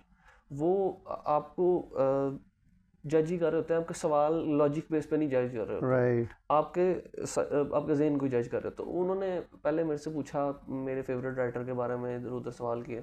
उसके बाद उन्होंने ना मेरे मुंह से एक वर्ड निकल गया जो कि उसका बड़ा कंट्रोवर्शियल सा मीनिंग है। ठीक है। उन्होंने ना मुझे उस बात पे ग्रिल किया। उन्होंने मुझे कहा इस बात का क्या मतलब है। मैंने कहा सर इसका ना ये मतलब मैंने इस कॉन्टेक्स्ट में यूज़ किया, यहाँ पे इसका ये मतलब नहीं है। कहते तुमने ये वर्ड यूज़ क्यों किया। अब तकरीबन 3-4 मिनट उन्होंने इस वर्ड को रगड़ा कि ये यूज़ क्यों किया तुमने ना। तो उसके बाद वो आके मेरी डिग्री पे उन्होंने कहा जी तू सरकारी यूनिवर्सिटी पढ़े हैं पहला, तू सरकारी स्कूले भी पढ़े हैं। पंजाबी में? नहीं, मैं ऐसे कैंडिडली आपको बता रहा हूँ। और तू जड़ा ना वो इतने भी पढ़े हैं कॉलेज सरकारी भी, तो हूँ तू सिविल सर्विस से आना चाहना, तू घूमदा इन्ना पैसा बर्बाद कर छड़िया। ठीक है। तो मैं उनको लॉजिकली जस्टिफाई करने की कोशिश कर रहा था कि how it is a better opportunity for an engineer to perform in civil service and how I can serve better in civil services as an engineer. But there the logical answers were needed there. They were assessing के मैं under pressure आ रहा हूँ कि नहीं आ रहा, because they were pulling my leg again and again. Multiple लोग थे वो? कितने लोग बैठे हुए थे? 3 लोग थे। 3 लोग बैठे हुए। आई थिंक वो मे बी ये चेक कर रहे हो कि ये बंदा अंडर प्रेशर क्या करता है, फट तो नहीं जाता। तो मैं बिल्कुल सारा इंटरव्यू मुझे पता था कि ये सब। अच्छा, वो जो परफॉर्मा आप कह रहे हैं उन्होंने फिल करवाया, उसमें क्या क्वेश्चन, किस तरह के क्वेश्चन थे? उसमें वो ना इस तरह के क्वेश्चन होते हैं जो आपको पिंच करते हैं कि एग्जैक्टली मुझे तो क्वेश्चन नहीं याद, लेकिन वो कंट्रोवर्शियल से क्वेश्चन होते हैं कि जिसमें अगर आप अब्रप्टली जवाब देंगे तो वो बिल्कुल ऑनेस्ट होगा आपका ओपिनियन, और आपको मतलब 20 सवाल हैं, 20 MCQs है। और टाइम कितना देते हैं? 2 मिनट पढ़ लिख के 2 मिनट। अच्छा, एक पर क्वेश्चन या 20 क्वेश्चंस के? 20 क्वेश्चंस के लिए। ओह, इंटरेस्टिंग। तो दूसरा ये है कि ये हो गया आपका साइकोलॉजिकल असेसमेंट हो गई। ये किस महीने में हुई थी? ये हमारी नवंबर में हुई थी। यानी कि रिजल्ट आया सितंबर में, 2 महीने बाद ये साइकोलॉजिकल असेसमेंट होगी लाहौर में। बिल्कुल। उसके बाद नेक्स्ट मरला क्या था? नेक्स्ट फिर हमारा इंटरव्यू हुआ नवंबर में ही। मेरा इंटरव्यू हो गया था नवंबर में इंटरव्यू हो गया जी। 19 दिनों में बैक टू बैक या वापस गए या आप? हफ्ते बाद हुआ। वो इंटरव्यू कहाँ हुआ था? कितने लोग थे पैनल में? लाहौर में ही हुआ था और 4 लोग थे पैनल में। 4 लोग पैनल थे। और ये पंजाब के सारे उन्हीं 4 लोगों ने सबका इंटरव्यू किया होगा? नहीं, पूरे पाकिस्तान का उन्होंने किया था। उन्होंने 4 ने किया था। वो लोग कौन है? वो पब्लिक इन्फॉर्मेशन है या ये कोई वो पैनलिस्ट जो हैं वो FPSC अनाउंस करती है, वो FPSC के मेंबर्स होते हैं। यानी कि वो पब्लिक नॉलेज है? ये साल साबिक ब्यूरोक्रेट्स होते हैं। ठीक है। और मतलब वो ब्यूरोक्रेट्स ऑफ हाईएस्ट इंटीग्रिटी होते हैं। तो कुछ उसमें वेल नोन लोग भी हैं कोई? यानी कि नहीं, वेल नोन लोग तो मतलब ब्यूरोक्रेटिक सर्कल्स में वो वेल नोन होते हैं। तो वो 4 लोग थे? 4 लोग थे। सारे रिटायरीज थे? हाँ बिल्कुल। अच्छा, आपका जब इंटरव्यू हो गया तो उसमें किस तरह, कितना लंबा गया, और उसकी आपने पहले उस इंटरव्यू की तैयारी किस तरह की थी? मेरा जो इंटरव्यू था वो 40 से 45 मिनट्स का था। ठीक है। जिसमें उन्होंने मेरे से डाइवर्स किस्म के क्वेश्चन किए थे, जिसमें उन्होंने मेरे से इंटरनेशनल रिलेशंस पे भी क्वेश्चन किए, इंटरनेशनल लॉ पे क्वेश्चन किए, लगे मेरे सब्जेक्ट नहीं भी थे। उन्होंने मेरे से पॉलिटिकल साइंस पे क्वेश्चन किए, फिलॉसफी पे क्वेश्चन किए, जेंडर पे क्वेश्चन किए, जनरल नॉलेज पे क्वेश्चन किए, ठीक है, और इस्लामियात पे भी क्वेश्चन। ये एकेडमिक नोयत के थे या जैसे डिस्कशन करते करते? एकेडमिक नोयत के ही थे, लेकिन एज अ डिस्कशन बेस ही थे। ठीक है। ओपिनियन बेस्ड से ज़्यादा था। ठीक है। तो वो बेसिकली वो भी जो होता है ना, कुछ लोग डिफरेंट ओपिनियन है इंटरव्यू के बारे में। वो कहते, कुछ लोग कहते हैं जी नॉलेज जज हो रहा होता है, कुछ लोग कहते हैं पर्सनैलिटी जज हो रही होती है। तो डिफरेंट ओपिनियन थे डिफरेंट, लेकिन मुझे लग रहा था कि नॉलेज हो रहा था जज, उसमें नॉलेज मैटर किया, क्योंकि मेरे कुछ क्वेश्चंस ड्रॉप हो गए थे जिसकी वजह से मेरे को 10 को नंबर कम आए इंटरव्यू। ड्रॉप का मतलब? मतलब मैंने उनको कहा कि मुझे नहीं आते। राइट, ठीक है, इंटरेस्टिंग। तो सवाल जो थे, मसलन फ़र्ज़ करें आपने कहा जेंडर से मुताल्लिक़ क्या सवाल था? उन्होंने मतलब सिंपल क्वेश्चंस करते हैं। उन्होंने आपने जस्टिफाई किसी तरीके से ये करना होता है कि आपने जो रिटन क्लियर किया ना वो तुक्के से नहीं किया, आपको सही है, वाकई कोई आप यानी कि आप चेक हाँ कर रहे हैं कि आप थिंकिंग पर्सन भी हैं या बिल्कुल नहीं है, बिल्कुल ठीक है ना? बिल्कुल। तो उसमें आपने ठीक है, ये सवाल पूछ लिए और वो चारों लोग ही बोल रहे थे, उन्होंने पहले सवाल तैयार किए हुए, आपको ये लगा, या उन्होंने impromptu on the spot spontaneous कुछ क्वेश्चन पूछे? सवाल वो पहले मतलब वो उनको पता था उनका क्वेश्चन बैंक होगा कोई, ठीक है, तो वो कुछ सवाल पहले कर रहे थे, फिर मतलब ऐसे होता है कि एक सवाल करते हैं ना, फिर लीडिंग होते हैं सवाल, ठीक है। सवाल में से सवाल और निकलते आपने बाकी लोगों से भी आपकी बातचीत हुई होगी जिन्होंने इंटरव्यूज दिए थे आपके साथ, तो क्या कुछ ओवरलैप भी था क्वेश्चंस का? हैं। कुछ हो जाते हैं एक दो क्वेश्चन, लेकिन ज़्यादा नहीं ज़्यादा होते। नहीं, ऐसे नहीं कि यूनिक बिल्कुल। डिस्कशंस थी। तो आपने इसकी तैयारी कहाँ से की थी? मैंने आपसे पहले भी पूछा था शायद आपने। इंटरव्यू की तैयारी के लिए मैंने एक इंस्टीट्यूशन ज्वाइन किया था, एक टीचर से उनको ज्वाइन किया था, बड़े अच्छे मेंटोर हैं सर तैमूर बुखारी साहब। ठीक है, उन्होंने मेरी बहुत ज़्यादा हेल्प की, और मुझे मतलब मुझे तो उठना बैठना भी नहीं आता था, ठीक है, तो उन्होंने सिखाया, और बोलना भी उन्होंने सिखाया बड़े अच्छे तरीके से, किस सही तरह से है। बात करनी है। और दूसरा उन्होंने बताया कि नॉलेज इस तरह से प्रिपेयर करा, नॉलेज इतना ज़्यादा, फिर आपके इंटरव्यू का कोई सिलेबस नहीं होता। इंटरव्यू के लिए फिर आप जो मर्जी पढ़े और शायद कुछ ना पढ़े। इंटरव्यू आपके ख्याल में ज़्यादातर नॉलेज से रिलेटेड है, या आपके मैनरिज्म, बिहेवियर और प्रेशर में लोगों को डील करना, सोशल स्किल्स से ये रिलेटेड भी बड़ी है? सब्जेक्टिव सी बात है, अच्छा, पैनल पे डिपेंड करता है कि पैनल आपको किस बात पे जज कर रहा है। नहीं, और जज तो वो कर रहा है, वो तो उन्होंने डिसाइड करा, लेकिन आप प्रेपरेशन करने के लिए किस चीज़ पे तवज्जो देते हो? दोनों चीज़ों पे करना चाहिए फोकस, बहुत ज़्यादा आपके नॉलेज पे भी फोकस और करना और चाहिए। ये इसमें आप लोग फॉर्मली ड्रेस होके जाते हैं सब? बिल्कुल। उसमें टाई भी लगाते हैं ज़्यादातर फॉर्मल लोग? ड्रेसिंग होती है, पैंट कोट सारा फॉर्मल होता है, उसका कलरिंग भी जो है ना, आपने कलर कॉम्बिनेशन इस तरह का बनाना होता है कि ये ना लगे कि आप किसी इनफॉर्मल से फंक्शन में आए हुए हैं। ठीक है, blue type tone, blue blue black black type. Grey इस तरह उसमें के टाई फॉर्मल टाई कलर। लगाते हैं आप टाई लोग? का कलर बड़ा ज़्यादा मैटर करता है, ठीक ठीक है। है, आपके शूज़ बड़े मैटर करते हैं कि शूज़ आपके फैंसी वगैरह ना हो, और आपने कोई वॉच को फैंसी इस तरह की चीज़ें ना पहने, ठीक, फैंसी आपने वहाँ पे नहीं लगना। ठीक है। आप ब्यूरोक्रेसी का ये ना इंटरव्यू लगे कि अटेंड आप करें। किसी शादी के फंक्शन में आए बिल्कुल, हैं आप एक या ऑफिशियल वेकेशंस में जा रहे हैं, it has to look professional attire. Professional attire. ठीक है। और इंटरव्यू में कोई ऐसा सवाल या कोई ऐसा मोमेंट जो आपको आपके ज़हन में रह गया हो, जो आप शेयर करना चाहें? इंटरव्यू में यूँ हुआ था कि मेरे से ना चेयरमैन साहब जब एंड पे आए ना, तो वो ये सब चेयरमैन साहब मतलब? जो पैनल के चेयरमैन होता है अच्छा, एक, वो अनाउंस मतलब करते हैं, पता होता है पहले, या वो बताते हैं कि हम जी चेयरमैन हैं? जी, कौन थे वो? मतलब एफपीएससी अनाउंस करते हैं कि ठीक ये है। पैनल के। अच्छा, पैनल वो पहले अनाउंस कर देते हैं, आपको पता होता है ये? अनाउंस नहीं कर देते, हाँ, लेकिन आम तौर पे पैनल की कॉम्पोजिशन ये होती है कि वहाँ पे एक चेयरमैन होता है एक होता है चेयरमैन और बाकी और सब बाकी उसके सब टीम पैनल के हिस्सा होते टीम हैं। मेंबर्स होते हैं। ठीक है, कमेटी होती है वो।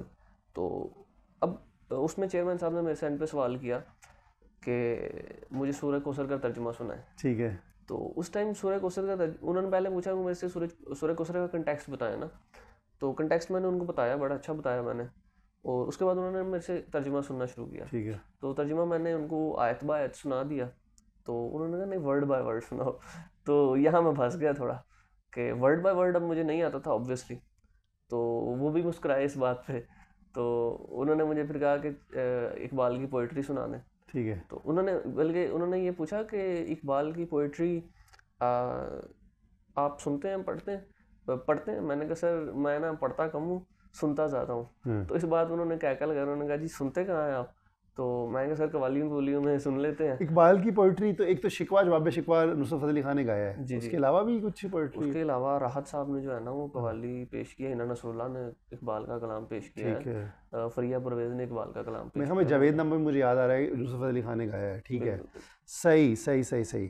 तो ये इस पे क्या क्या लगाया उन्होंने, तो ये आपको एक चीज़ बिल्कुल। ठीक है। वैसे मज़े की बात है, ये सूरह कौसर का जो तर्जुमा और मफहूम पूछा है ना, इसमें काफ़ी लोग फेल हो जाएंगे।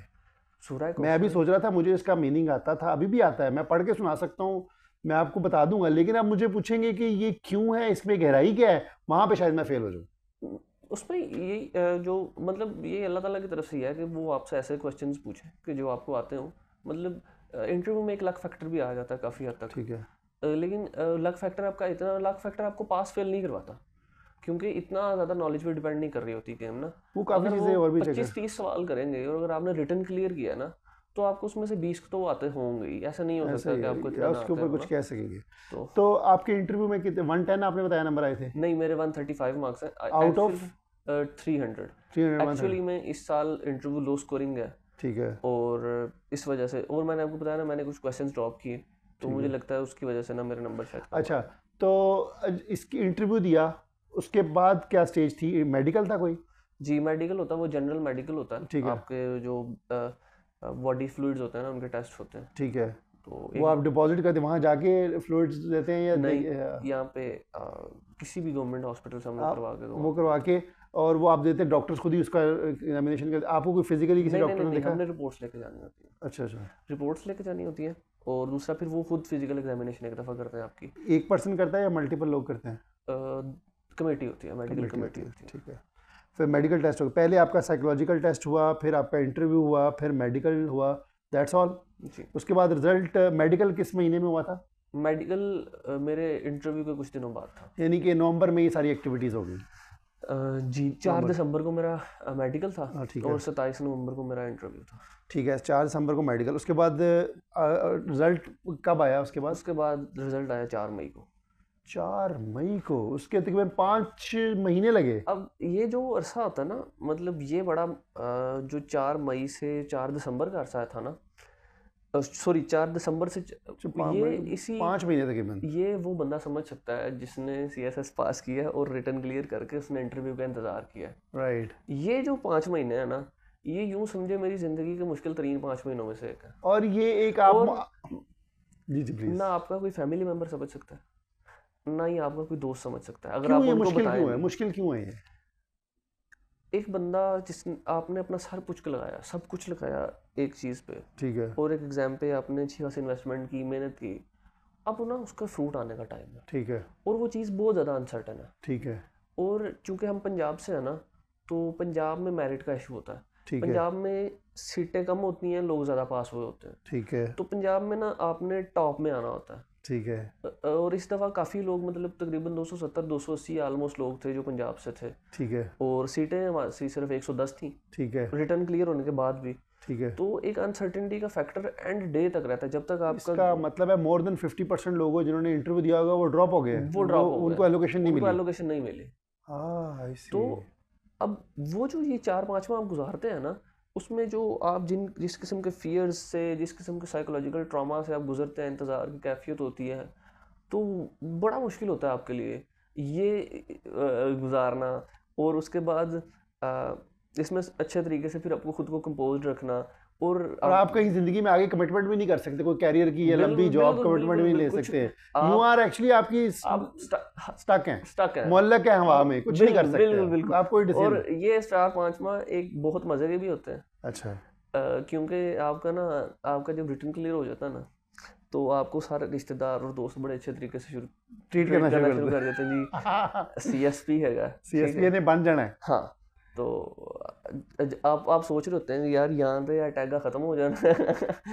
लोगों को मेरी रियलिटी पता चल जानी है हाँ, जब रिजल्ट आना जब है। रिजल्ट आना है, इंटरव्यू नहीं होना, तो यहाँ पे अटैगा खत्म हो जाना है, तो या यहाँ टैका पे बदला रहना है। चलता उसके रहे। बाद जब आपका अभी रिटर्न का रिजल्ट आया होगा, सब फाइनल रिजल्ट आ गया, तो ये टेंशन और बढ़ गई होगी। मेरे जैसे लोगों ने भी आपको कांटेक्ट किया? नहीं, रिजल्ट आने के बाद अल्लाह ताला का शुक्र अदा किया, उसके बाद जो है ना वो बहुत ज़्यादा एक ज़हनी सुकून की हालत में आ ठीक गया है, मैं, कि अल्हम्दुलिल्लाह अल्लाह ताला ने एलोकेशन दे दी, और अच्छे लोग अच्छा चले, ये तो हो गया, बड़ी अच्छी बात है, आपको ये एलोकेशन होगी। अब रिजल्ट जब आया तो आपके नंबर कितने थे, और आपके हर सब्जेक्ट में नंबर क्विकली ऑडियंस के लिए गो थ्रू करवा दें। मेरे ऐसे में नंबर थे 40।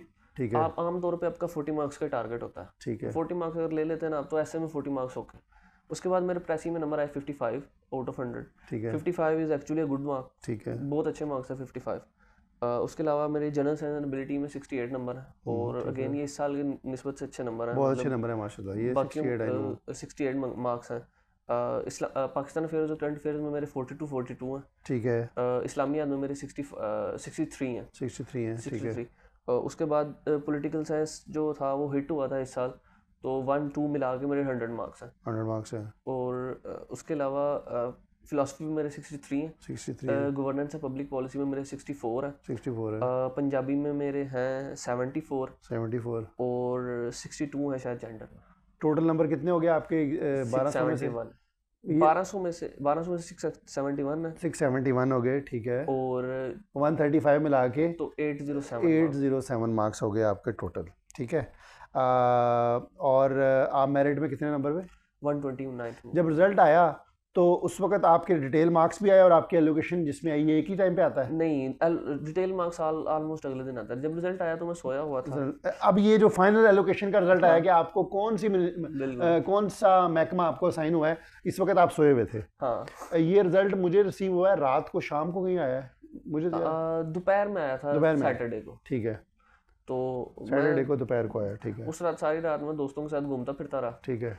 और क्योंकि ये भी अनाउंस नहीं था, ये अचानक ही आ गया? अचानक ही अच्छा, आया। ठीक है। तो सुबह टाइम में सोया था मैं, ठीक है। तो दोपहर तक मैं सोया ही था, क्योंकि वीकेंड था और जॉब वगैरह थी, तो जॉब वगैरह से घर गए तो वीकेंड इसलिए गुजार रहे थे।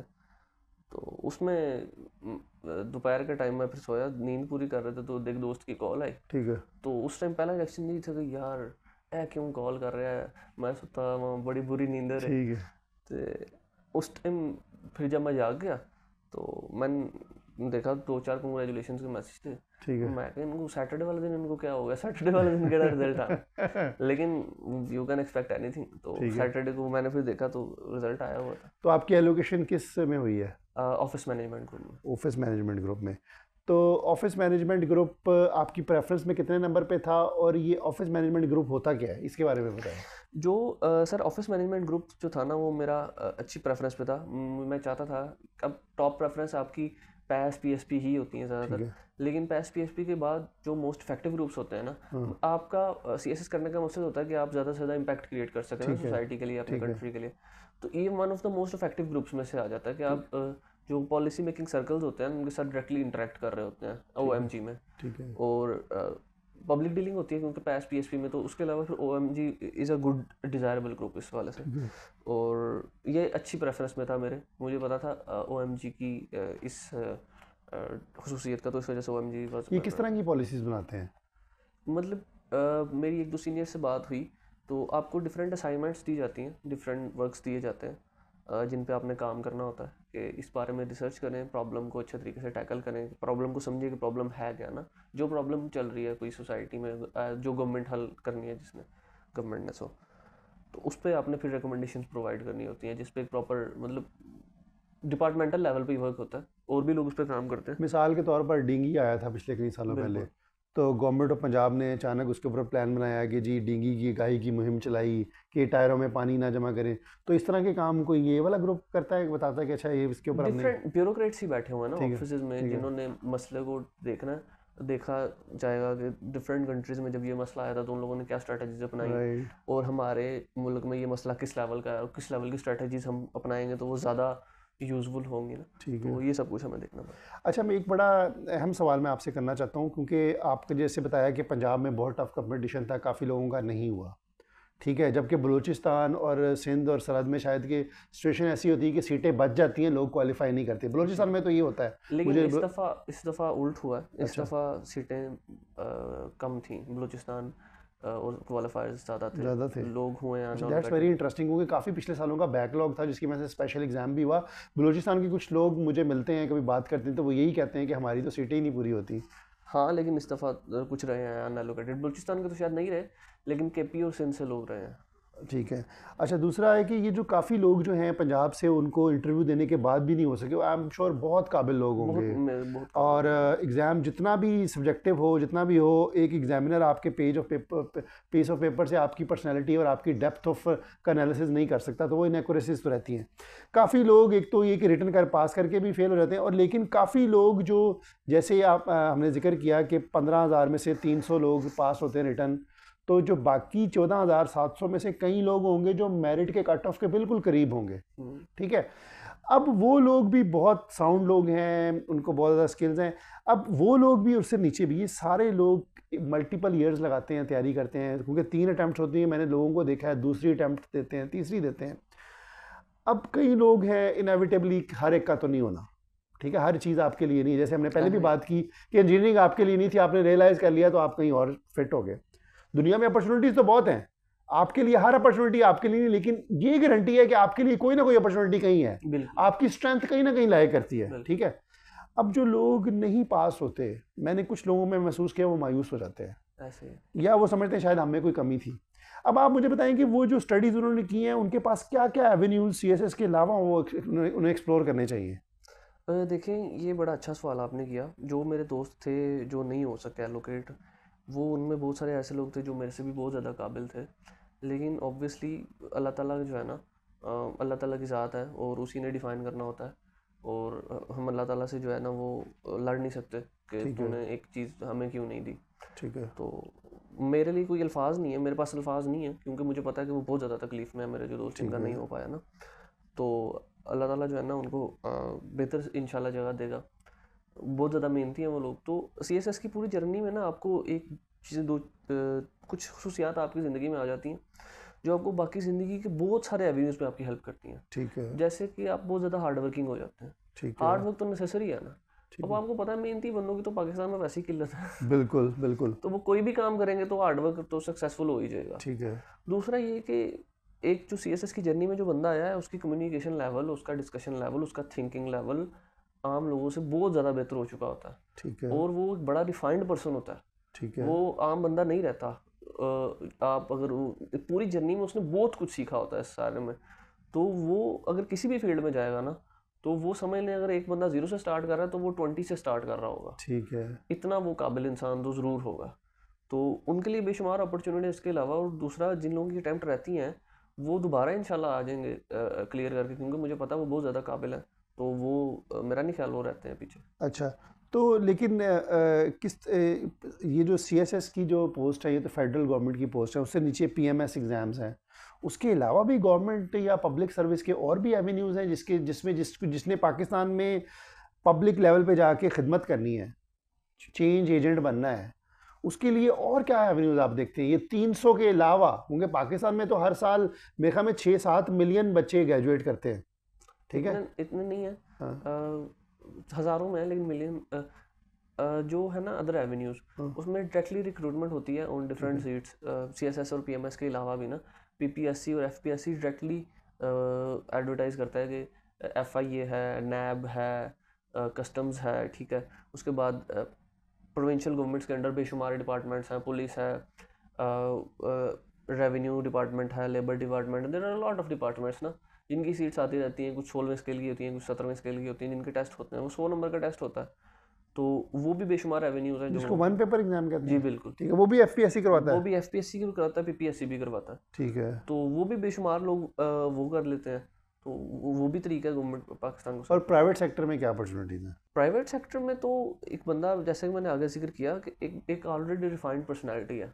तो एक रिफाइंड पर्सनैलिटी एक रॉ पर्सनैलिटी से तो बहुत बेहतर होगी कि राइट। एक बच्चा जो डायरेक्टली सिर्फ ग्रेजुएशन करके चला गया ठीक है। और उसका सोसाइटी के बारे में कोई बेहतर नॉलेज नहीं है, उसको लोगों में एक प्रॉपर एक प्रोफेशनल लोगों के सामने अपीयर होकर कम्युनिकेट करना नहीं आता, जो कि आपको सीएसएस में सिखाया जाता है इंटरव्यू ठीक के है। फेजेस में, और पहले भी आप सीखते हैं। उसका कम्युनिकेशन लेवल उस तरह का नहीं है। तो ऑब्वियसली ये चीज़ें हेल्प करती हैं आपको, प्राइवेट पब्लिक जहाँ पे भी आप जाएंगे आपको हेल्प करेंगी। ठीक है, आप क्या एडवाइस देंगे जो लोग तैयारी कर रहे हैं कि क्योंकि काफ़ी लोग टाइम ज़ाया करते हैं क्योंकि उनके पास राइट गाइडेंस नहीं होती, तो क्या आप ऐसी एडवाइस देंगे कि उनको हेल्प हो तैयारी करने में? तो और कोई मैसेज देना चाहें आप जो लोग तैयारी कर रहे हैं? इस हवाले से जो है ना, वो सबसे इम्पोर्टेंट मैसेज ये है कि बी क्लियर।